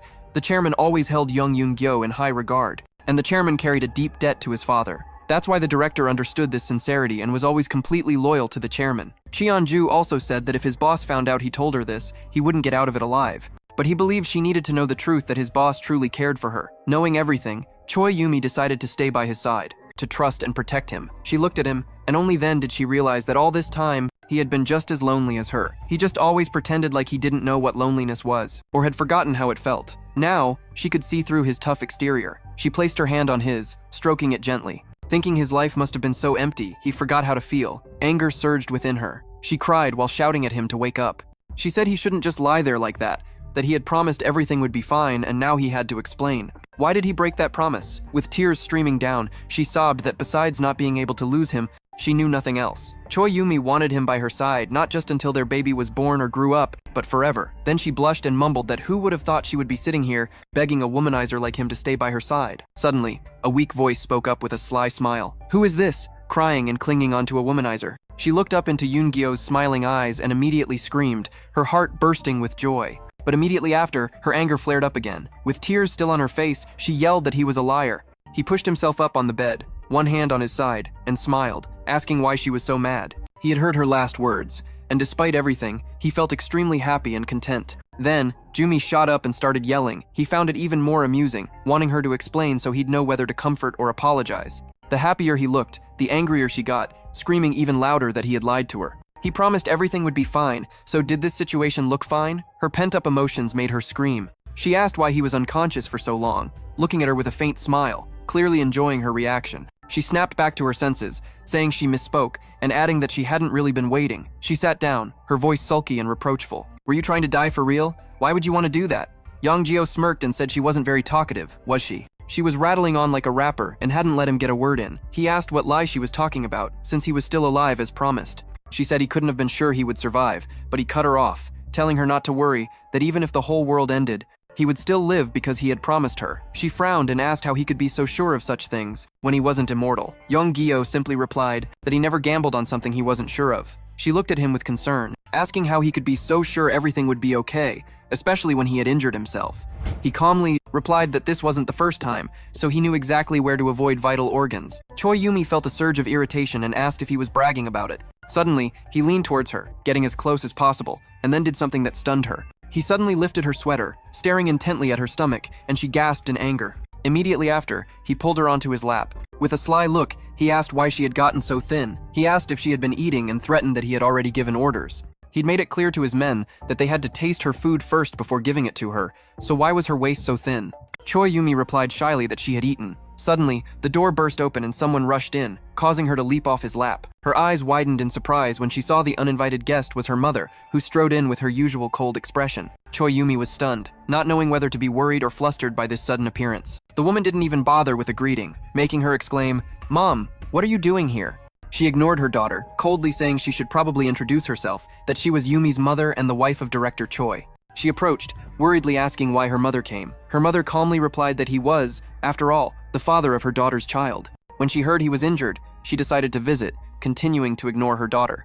She turned to him and asked if Yumi was causing him any trouble. Jung Eun Gyo stared at her. He replied that she wasn't any trouble at all. She narrowed her eyes and said the real reason she was here was to clarify something. Jung Eun Gyo shrewdly noticed her dislike for him, so he cautiously told the lady to feel free to ask. She looked at him with displeasure, saying that Yumi's belly would soon be showing, everyone would know she's pregnant, and then she'd be a mother. She gave him a sharp look and asked if he intended to marry her daughter. Yumi looked at her mother and cried out in desperation. "Mom, why are you asking things like that?" Her mother loudly asked back if he was willing to take responsibility for Yumi and the baby. Choi Yumi felt a surge of frustration and tried to push her mother out of the room, insisting her presence and questions were completely inappropriate. But her mother stood her ground, yelling that as a mother, she had the right to know. Jung Gyo silently observed the woman before him, his expression unreadable, then replied that a wedding would happen if Choi Yumi wanted one. Yumi and her mother were both stunned by that answer. Jung Eun Gyo looked straight ahead, his gaze firm, asking what kind of answer she expected when she came to him with such a question. Yumi's mother was the most embarrassed and asked why he was behaving like this. Yumi's mother glared at him with annoyance, saying she didn't come here to argue with him. Her mother angrily shouted. She called him irresponsible, saying he had no intention of marrying her daughter or taking any responsibility. She came to tell him to stop holding on to her daughter and to let her go. While Yumi tried to pull her mother away and calm her down, the woman continued to shout, saying her daughter needed to think about the future. While Yumi tried to pull her mother away and calm her down, the woman continued to shout, saying her daughter needed to think about the future. That eventually, she would meet a man who would love and accept her, even if she had to raise the child alone. Hearing this, Jung Gyo burst out laughing, which stopped the angry woman in her tracks. Yumi tried to get her mother out of the room. She said this wasn't the place to make a scene, but suddenly a voice echoed in the room, mocking the woman's words about someone loving Yumi. Even if she were a single mother, Jung Gyo's voice became cold and hard as steel. He looked at her arrogantly, asking if she thought that was what Yumi wanted, completely stunned by his audacity. Her mother turned back and asked what he meant. His voice was firm as he questioned whether Choi Yumi had ever done what she truly wanted, or if she always had to go along with her parents' arrangements. Hearing this, a sense of gratitude washed over Yumi because he was standing up for her. Her mother was visibly flustered and realized she had lost. She cleared her throat and said he should focus on recovering and suggested they talk after he was discharged. The woman left the room, leaving Yumi flustered and Jung Gyo tired from the argument. She stood there, clearly tense. Awkwardly unsure of what to say, he saw her biting her lip, her fingers twisting anxiously. He asked what was bothering her. She immediately asked him. She had said she would stay here, that she would definitely stay by his side and take care of him. But if she wanted to leave, would he let her go? He asked her to be clearer. She lowered her eyes and asked him to answer honestly. If she wanted to move out, would he let her go? He gave a short, firm answer, no. Allowing no room for argument, Yumi glared angrily and asked, hello? Didn't you just say I could do whatever I wanted? First my parents bossed me around. Now it's your turn. Why is my life such a dead end? He replied. You can do what you want, but I can also do what I want. With the way he talked, no one could win against him. She yelled in desperation that it was ridiculous. He cleared his throat. Ridiculous? Why is it ridiculous? She blushed, then calmed down and asked what if she really wanted to leave. He was silent for a few seconds, studying her face, unable to understand her intentions after everything that had happened between them. And after she had clung to him, begging him to wake up, was she really going to leave him now? Unsurprisingly, he leaned towards her. His lips curled into a predatory smile as he asked, You really want to leave me after all the sweet moments I've given you? All those times you screamed my name so loudly? He twirled a lock of her hair around his finger. His face was so close that Yumi's cheeks immediately flushed. His voice dropped low, smooth as velvet, his words dripping with honey. Are you planning to leave me? Are you sure?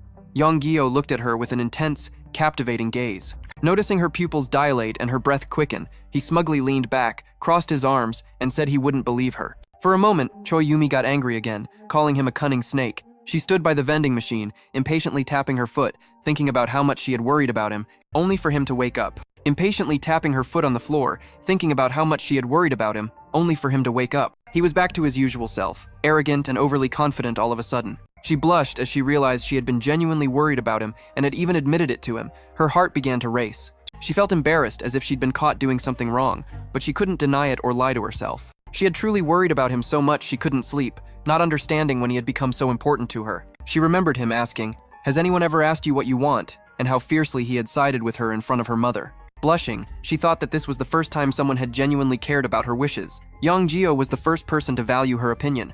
A man who had lived such an empty life that he had forgotten how to feel, yet he still cared about what she longed for. to live as herself, to be loved and cherished. At first glance, they were a strange couple, completely mismatched, yet there was something between them that pulled them together. He had built walls so high that no one could climb them, yet every time he broke them down for her, strange feelings stirred in her heart again, an unfamiliar warmth blooming in her chest. Somehow, she found herself drawn in deeper. It was as if those very walls were pulling her in and trapping her inside. His men came in to visit their boss after making sure he was okay.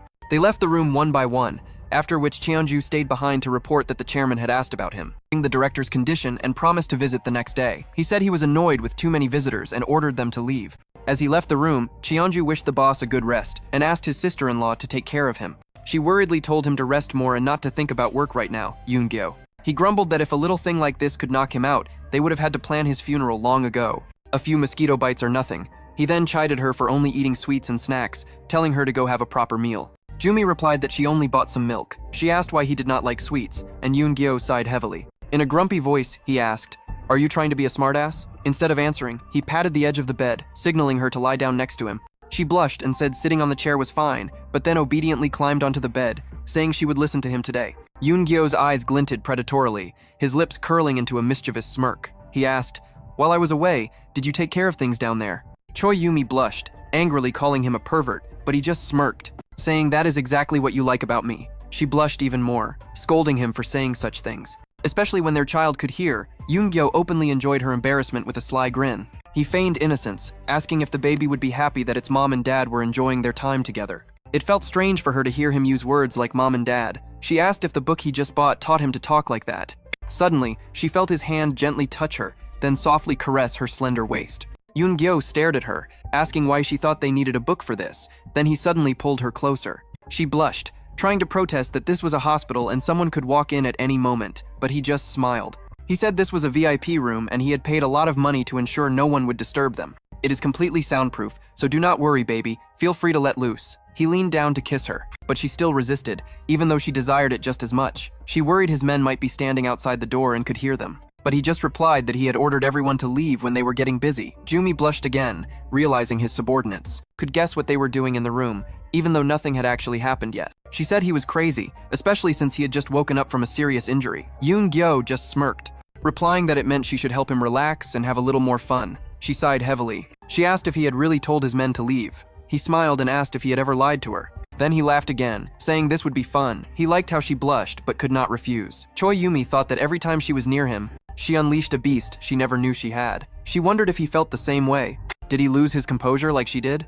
As if reading her mind, he leaned close to her ear and whispered for her to let go of all her thoughts because he was just giving her everything she wanted. His voice was hoarse, so sweet it made her melt in a surge of feelings. It was late outside, with only the city lights twinkling in the distance. In the room, the silence was broken only by the heavy breathing of the lovers. Satisfied, Yumi suddenly looked up at him and asked if he had spared Inho. Hearing that, he asked annoyedly how she could think of another guy while in his arms. She could not hold back. She bit his shoulder angrily, saying he had lied to her, that he had promised not to harm him. Eun Gyo smiled with amusement looking at her. He glanced at her, adding that if she wanted to bite, she should bite harder, and that she should be more firm if she wanted her words to have weight. She pouted, replying that she could not believe a single word from his mouth. He smirked, thinking they were truly polar opposites. She liked sweets, and he had always hated them. But now, he was completely addicted to that sweetness. Then he asked what she wanted from him. Did she expect him to beg for forgiveness? He said he was just keeping his promise. When she asked what he meant, he replied that he had promised not to let anything happen to her or the baby. Jumi recalled that conversation and felt a little flustered.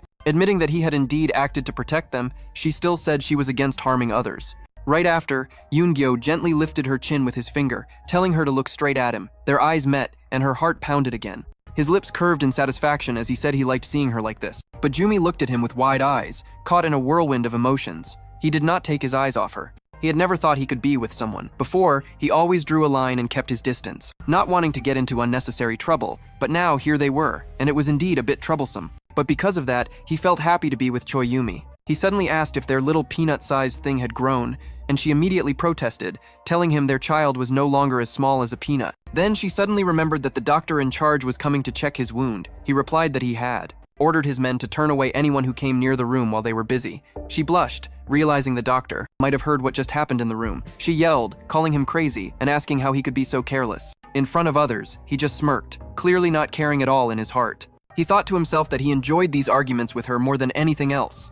This was a completely different kind of relationship. something he had never experienced with anyone before. It was late. His voice echoed in the room as he spoke irritably. On the phone, Jumi slept peacefully beside him. He held her with one arm, the other holding the phone as he talked to Cheonju. He tried to lower his voice so as not to wake her, while scolding his subordinate for not arranging a bigger bed for their room. Meanwhile, she placed her hand on his chest, unconsciously snuggling closer in her sleep. He gazed at her peaceful face, and how serenely she slept beside him. Meanwhile, Hyun-sik was captured by boss Yoon Gyo's men. He was screaming for his life, insisting he was truly innocent. He replied that he knew he was not involved. After leaving the office, he had checked everything and confirmed Hyun-sik had no connection with Song Ha-young. Hyun-sik cried out that the real culprit was Song Ha-young, that she was the one behind all the attacks on him. And only at the end did he reveal that the real target was to eliminate Choi Yumi. Hearing that, Yoon Gyo gripped the phone tightly. His eyes blazed with anger. Hyun-sik continued to scream that he would never make a mistake again. Begging for his life, he just coldly ordered Cheonju to take care of everything. Saying he did not want to hear another word about it, he had never liked getting his own hands dirty. The subordinate replied that he would handle it and report back when done, but Yoon Gyo said there was no need. He was too tired and trusted his subordinate. Hyun-sik's face turned pale as he understood what awaited him. Immediately, Cheonju ordered his men to take care of it. Jumi mumbled sleepily as she opened her eyes, remembering she was in the hospital in Yoon Gyo's room. She asked what time it was, but he replied it was still early and told her to sleep more. Then she heard a noise and asked what it was. Yoon Gyo immediately tensed up, annoyed that the noise outside had woken her. He told her not to open the door, at least not now. Jumi immediately sat up, asking if something was happening again. Then she clearly heard crashing sounds as if there was a scuffle, and frantically asked if she needed to worry. She pleaded with him not to hide anything because not knowing scared her more than anything. He crossed his arms and stared at her. He hoped she would go back to sleep, or at least not ask any more unnecessary questions. Then he sighed helplessly, got out of bed, and walked towards the door, making her follow anxiously. Asking where he was going, he slightly opened the door to show her the hallway. His men were fighting against those who had come to take his life. Yoon Gyo frowned, scolding that they could not be quieter. Meanwhile, Jumi covered her mouth in horror, unable to believe that while she was sleeping peacefully, something like this was happening right outside the door. One of the men forced a smile, apologizing to the boss, saying they had been careless. They should have handled this bunch more quickly and quietly so as not to disturb his rest. The captured man was loyal to Song Ha-young, and even though she was dead, he still wanted to fulfill her wish.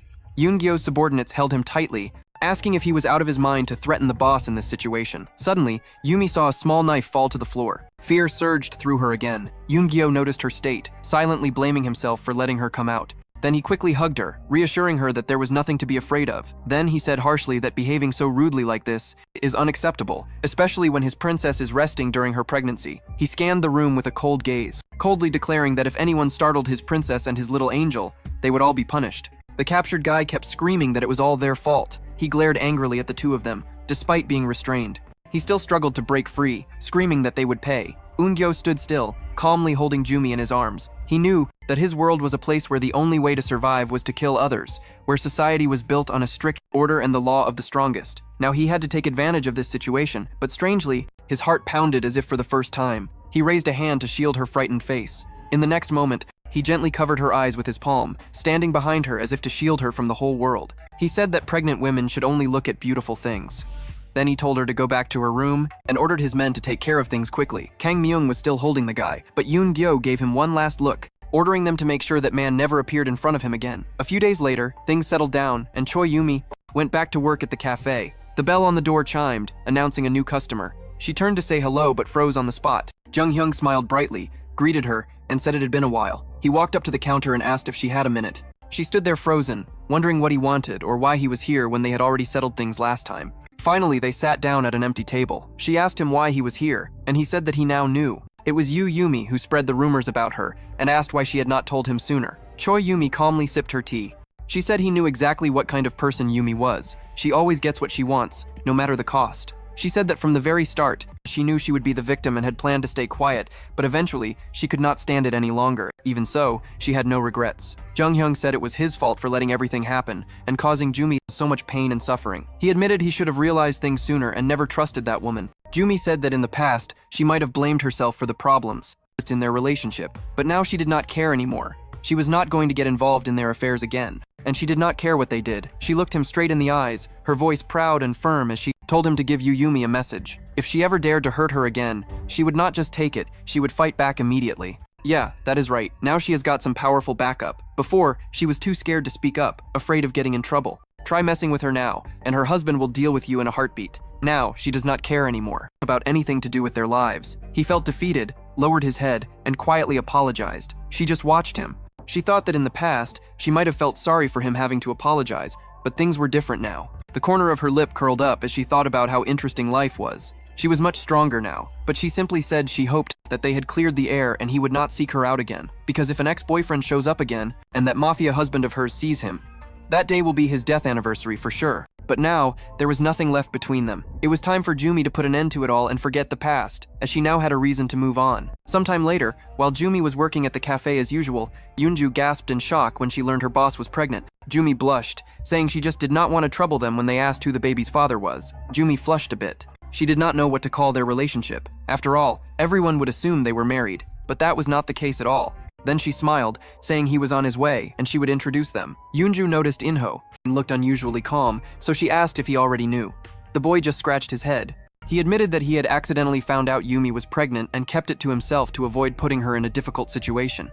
Yoonju exclaimed that any man who could capture their boss's heart must be handsome enough to be a god, otherwise it would be unbelievable. Jumi laughed, saying she was sharp. The group laughed together, and a warmth filled Jumi's heart. The cold winter had passed, and spring had finally come, bringing more warmth with it. By summer, the baby would be bigger, and her belly would be quite large. Thinking about the future, she felt she would only become happier, even if their relationship lacked the formal declarations of a marriage. She still believed they would be happy together. She remembered everything Eun Gyo had said and all that he had done for her. She remembered their last sincere talk at the hospital and the look in his eyes, as if he was peering into her soul after the incident with the thugs who had tried to break into their room. Eun Gyo was back to his usual self, and all he could think about was getting intimate. He gently placed her back on the hospital bed. She tried to stop him, saying he was losing his mind again. He smirked, his eyes twinkling mischievously. "Why are you acting so shy?" Then, before they knew it, their passion was too much for the hospital bed, and one of its legs broke. They both stared at each other, wide-eyed and surprised by the unexpected development. Afterwards, Eun Gyo stood there nonchalantly, while her face was beet red. The passion was so intense the hospital bed could not handle it. One leg broke, and they both stared at each other wide-eyed. Surprised by the unexpected turn of events, Eun Gyo then stood there looking composed, while her face was bright red. He paid for the damages, for messing around in the hospital and breaking the bed. Still blushing, Yumi decided now was not the time to think about it. She smiled as she introduced him to her employees, and Yoonju recognized him. She pointed and asked if it was really him. She remembered the mysterious yet attractive man who had visited the cafe a few times, and there he was, smiling confidently as their boss introduced him. Yoonju and Inho bowed to him. She blushed, recalling how she had once blurted out that he was hot and hoping her boss did not hear her. Jung Eun Gyo said he knew a lot about them. He already knew Inho, and as for Yoonju, he knew she was on a break from her studies and had worked at the cafe since last summer. Eunju was shocked, wondering how he knew so much detail. Jumi then forced a smile and quickly tried to usher him out of the cafe. She did not want him to intimidate her staff. She waved goodbye, telling them to clean up the cafe when they closed. Jung Eun Gyo said he knew a fair bit about them. He already knew Inho, and he knew about Yoonju. Choi Yumi said she really wanted her cafe to operate peacefully, so she asked him to stop intimidating her employees. He smiled, saying he was just giving them a little reminder to be careful. She knew he was used to being in control, but she did not want him to take it too far. Just then, their conversation was cut short by a woman's shriek. In front of them stood Yu Yumi, aka the homewrecker who stole her man. Concluding that their boss's boyfriend was definitely no ordinary man, he stepped out of the cafe. Choi Yumi said she really wanted the cafe to run smoothly, so she asked him not to scare her staff anymore. Choi Yumi was certain that Jung Hyung had spoken to her. Staying calm, she simply remarked that she looked very angry, but she did not want him to go too far. Just then, their conversation was interrupted by a woman's scream. In front of them was Yu Yumi, the homewrecker, who angrily clenched her fists, glared, and screamed her name. Jumi stepped forward, sternly asking what she was doing there. The homewrecker screamed at her to stop playing dumb and asked if she was satisfied now that she had ruined another person's happiness. Choi Yumi was certain that Jung Hyung had spoken to her. Staying calm, she simply remarked that she looked very angry. This enraged Yu Yumi even more. She began to scream hysterically, asking if she slept soundly at night after ruining their family. She raised an eyebrow in surprise, asking what that had to do with her. Because Yu Yumi was the one who destroyed everything herself. The homewrecker looked at Jumi with angry, tearful eyes. She said Jumi had stolen the father of her unborn child and asked if she felt any remorse. Jumi stared in amazement at the woman she once called a friend. This was the first time she had ever seen her cry, and she was genuinely surprised. Jumi had known her for so long but had never seen her look so desperate. Hey everyone, take note. No one can escape karma. You cannot live a crooked life for long without facing the consequences. So live a moral life, people, and do not end up with a tragic fate like Song Ha-young or Yu Yumi. Jumi sighed, asking if she was really trying to blame her again. How could she possibly think this act would make Jumi feel guilty once more? What? She gritted her teeth and screamed, asking whose fault it was if not Jumi's. It was so bad that Jung Hyung would not even speak to her anymore. Yoon Gyo was clearly losing his patience, asking how much longer he had to listen to this nonsense. Jumi put a hand on his chest, telling him to stay calm, and told her to let her handle this once and for all. Choi Yun Gyo looked straight at her and asked firmly, "Do you really think this is my fault?" and told her to let her handle this once and for all. Choi Yun Gyo looked straight ahead. Jumi asserted that the problem was never her but them, who never trusted each other enough to build a relationship together. In reality, the mistress Yu Yumi was always so confident that she never imagined the truth would be exposed. And even if it did, she still believed she could keep Jung Hyung. Yu Yumi trembled with anger, her fists clenched tightly. Choi Yumi smiled bitterly, realizing she had once called someone like that her best friend. Choi Yumi smiled bitterly, realizing she had once called someone like that her best friend. And to continue enduring that treatment after knowing the truth was truly foolish and painful. Choi Yumi froze in fear, not expecting that reaction. But the next moment, Yoon Gyo was standing in front of her. With a cold gaze, he grabbed Yu Yumi's wrist tightly, making her cry out in pain. Then she furiously asked who he thought he was. He turned Choi Yumi around and said softly and slowly, "This crazy woman just scared our baby and was even about to hit my princess." Watching this, I really admire how Jung Eun Gyo handles things. He's a gangster but acts like an intellectual. Unlike that muscular guy with glasses who looked like an intellectual but acted like a gangster, brutally beating up women at some Sky Central apartment. Like that muscular guy with glasses who looked like an intellectual but acted like a gangster, brutally beating women at the Sky apartment. Central or something. She looked at her man, her heart full of gratitude that he was there. She understood Yu Yumi well, why she was jealous of her, and so she knew exactly what to do to make her suffer. She gave a faint smile, saying that Jung Hyung had indeed come to see her to talk. Looking straight ahead with complete confidence, she said. She knew exactly what to do to make her suffer. She gave a faint smile and said, Jung Hyung had indeed come to see her to talk. Looking straight ahead with complete confidence, she said.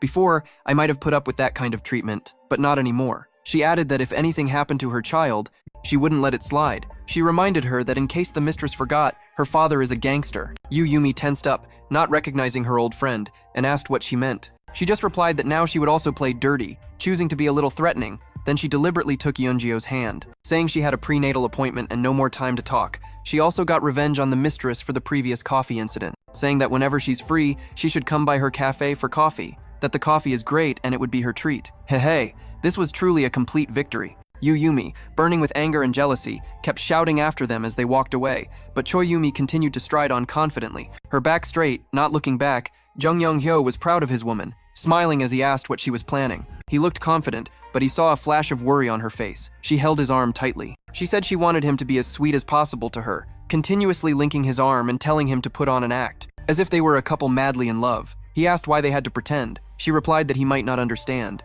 But for her, the sweetest revenge would be to let Yu Yumi see how happy they were, and how well things were going. But Jumi looked so adorable that he laughed. She asked if he understood her. Hyungyo just smiled wider, his eyes fixed on her. Then he said that in that case, she needed to act sweet too. He said this to her dazed expression, smirking slightly. But a moment later, he leaned in close with a charming smile, saying she was the one who suggested they act like a sweet couple. So why not make it perfect? He looked strangely sweet. She blurted out that he was acting crazy. He just smiled and asked, "Aren't you the one who told me to do this?" She blushed, clearly flustered. Just looking at him made her heart race, but she confessed she wasn't good at acting. She gently raised her hands to cup his face. He was surprised, wondering what she was doing. The next moment, Yumi kissed him. Her soft, gentle kiss held a strength and courage that suddenly made him feel tender. Then she pulled away, saying she knew he would want payment for making him act with her. But Hyungyo immediately wrapped his arm around her waist and pulled her close. He smirked, a mischievous glint in his eyes. Enjoying her flustered state, he drawled that it wasn't that easy to satisfy him. But Jumi looked at him, unable to believe she was actually falling for another person. He was far from any type she had set for herself, breaking every rule and crossing every line, yet her heart was still drawn to him. She leaned in and kissed him one more time. The next day, Yoon Gyo went to the Gusung building for a meeting with the chairman. The chairman welcomed him and invited him to sit. Then he opened a blue box, revealing a gold ring with a large ruby. Offering it to the young man, Yoon Gyo looked at the ring in surprise, then looked up at his uncle. "Is this the symbolic ring of Gusung?" The chairman nodded, saying he had kept it since the day he became the head of the organization. The chairman leaned back in his chair, saying that Gusung was everything he ever had. True, he built it with Yoon Gyo's father, but this organization was his whole life. Yoon Gyo said everyone knew how passionate his uncle was about Gusung and had dedicated his life to it. The chairman nodded wearily. How passionate he was about Gusung and had dedicated his life to building and developing it. The chairman nodded wearily. He said from the moment he chose him as successor, This ring had never left him, and he never doubted it since the first time he saw Jung Eun Gyo. A hint of bitterness flashed in the chairman's eyes. He admitted that this young man was more worthy of the ring than his father and even himself. He was certain Eun Gyo would become greater than any of them. He said that he had built Gusung, while his father gave his life for it, and that's why if Gusung were to fall, he would fall with it. That's why Eun Gyo was his only weakness. He raised him knowing he wasn't raising a cub but a full-grown tiger, and that he himself could become its prey, while his father gave his life for it, and that's why if Gusung were to fall, he would fall with it. Chairman Won laughed wearily, replying that Song Hae-young continued to control him even in death, that he wasn't raising a tiger cub but a tiger, and that he himself could become its prey. The chairman has many connections in high places, so this wasn't a concern. But attacking Jung Eun Gyo now would just give those targeting Gusung an excuse to make a move. The chairman said if Eun Gyo hadn't become the most powerful, he would have been disposed of already. He admitted that she was truly an extraordinary person, that prosecutor. He admitted he had seriously considered getting rid of him, but knew it would destroy Gusung. So, he gave him the ring and told him to take it. Consider it his last wish, the chairman sighed, adding that he hadn't fully forgiven him, so he'd better not cross him for no reason. But attacking Jung Eun at this moment would just give those targeting Gusung an excuse to make a move. The chairman said that if Eun Gyo thoughtfully gazed at the ring, then asked his subordinate if he was interested in art. Cheonju replied in surprise that he knew nothing about it, so that no one would dare challenge him. That was the only reason he let him live. He admitted there was a time he truly considered getting rid of him, but knew it would destroy Gusung, so he gave him the ring and told him to take it. Cheonju followed his boss, completely stunned. He had served him for over 15 years, and in all that time, his boss had never shown any emotion. So you'd better not get in my way without good reason. He also mentioned he would summon him to the shareholders meeting. The car sped along, and Cheonju asked if he should take the boss straight home. Eun Gyo was thoughtfully gazing at the ring. Then he asked his subordinate if he was interested in art. Cheonju replied in surprise that he knew nothing about that stuff. Then he asked if he knew anything about ceramics or things like that. Cheonju was still confused. He replied that he'd never been interested in those things. He closed the box, sighed heavily, and finally stopped at a jewelry store. Cheonju followed his boss, completely stunned. He had served him for over 15 years, and in all that time, his boss had never shown any emotion. Always as dry as a desert, but now as the boss strode through the store with a smile, he thought that love was truly a great power, and silently thanked his sister-in-law for entering the boss's life. A friendly saleswoman smiled and asked what she could help him with. Eun Gyo looked at her, and replied that he wanted to find a ring that would make a woman want to stay with him forever. Ronaldo's diamond engagement ring for Georgina costs 5 million USD, which is over 120 billion VND. If you buy that, I'd be willing to be your mistress. She realized this was a wealthy customer. She cheerfully told him they had just gotten a limited edition Louis engagement ring collection that morning, and offered to show it to him. But his gaze suddenly landed on a baby's first birthday ring, and he said he would take that one as well. The saleswoman said it was an excellent choice, as many people now buy first birthday rings for their children. She added that the ring was made of pure gold and was completely safe for babies. Then she showed him a ring, a gorgeous engagement ring from the new collection with the most popular design. She guaranteed his fiancé would fall in love with it at first sight. Hearing the words, "your fiancé," Eun Gyo suddenly felt an unusual warmth and joy swell up inside him. It was so rare to hear words like that. He smiled, gazing intently at the ring. The saleswoman suggested he see their exclusive high-end collection, which had not been shown to anyone yet. But he just told her to wrap them all up. He wanted to buy everything. He continued to stare at the ring in his hand, wondering why people attached so much meaning to such a small object. Why? Did they exchange rings when they wanted to make a promise or take on a responsibility? He recalled his conversation with Cheonju, who said an engagement ring was to let everyone know a person was married or taken, like a way of marking territory. Now he thought that leaving marks on her body every time another man got close probably was not the right way to do things. So the ring became a kind of compromise, like a way to show she belonged to him. It was getting late, and though it was early spring, a light snow was still falling. In the morning, Jumi had fallen asleep on the sofa again. She woke up to the sound of the door opening, then heard him scolding her again for sleeping on the sofa instead of the bed. She rubbed her sleepy eyes, replying that the baby was growing so fast she would fall asleep the moment her head hit the pillow. He placed a stack of small bags on the table in front of her, saying they were all for her. She had never seen someone go to buy an engagement ring and come back with 5 or 7 more.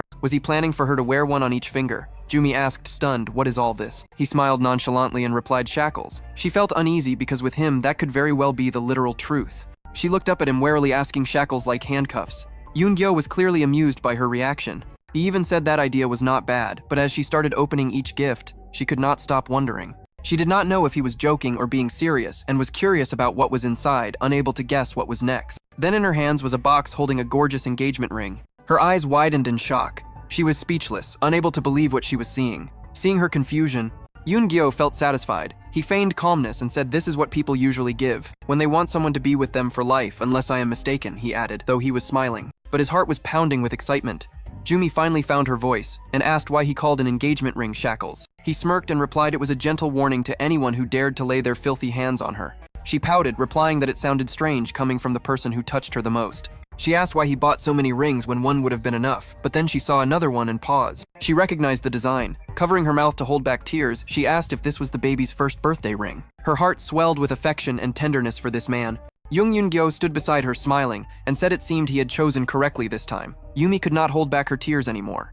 She turned to him and said sincerely that the ring was perfect for their little peanut. She laughed, adding that he would be a wonderful father. She teased that she would hide the fact that its dad was a bad man from their child. He pulled her into his arms, chuckled and replied, "How cold of you." Still sniffling and emotional, she kept calling his name as they sat there holding each other tightly. They both knew this moment would become a memory they would never forget. A few months later, the moon shone brightly in the sky.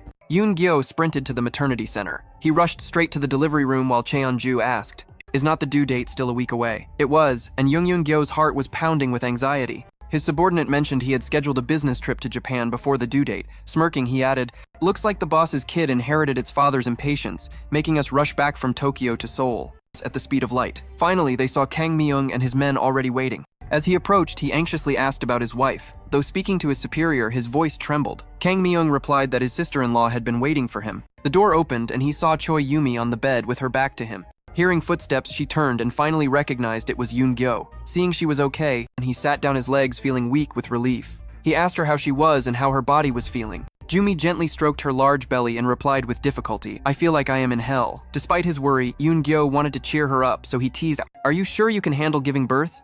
You always complained about my size and now you have to push out a whole baby." She glared at him. Are you serious right now? How could he still be smiling and joking that this time he could not eat her? To make her feel better. But Jumi's annoyance was overriding her labor pains, and she told him to shut up. Noticing she was a little distracted, he placed his hand on hers. An engagement ring sparkled on his ring finger, matching the one on hers. He squeezed her hand gently and said softly, "Do not worry about a thing. I promised I would take care of you and our child for life." Yumi squeezed his hand back, unable to stop her tears. Not from the pain, but from overwhelming emotion and gratitude. Jung Eun Gyo, both excited and nervous, suddenly joked, "Why do not we kiss?" He teased that the baby might get so shocked it would come right out. A soft laugh escaped him, but Yumi got annoyed and was about to call him a name. But before she could, he leaned in and kissed her, stunning her into silence. He pulled back and said she could hit, bite, or do whatever she wanted to him, but she had to deliver the baby first. But before she could, he leaned in and kissed her, stunning her into silence. Then he looked up. She used to believe life had to be like a train on a set track. If it derailed, everything would fall apart. He added that he believed she was strong enough to do it. As Yoon Gyo gently rubbed her belly and encouraged her, Yumi thought about her life. But this man had shattered all her boundaries and turned her world upside down. Yoon Gyo smiled, telling her to think happy thoughts. It would help with the delivery. With him, she was finally able to be herself and learn what it meant to live for herself. Yumi leaned toward him and asked, "Then kiss me again." He told her to think of happy thoughts like that to help with the delivery. With him, she was He gave her the love and peace she had longed for. In that moment, they were both filled with happiness. Choi Yumi was grateful she had followed her heart.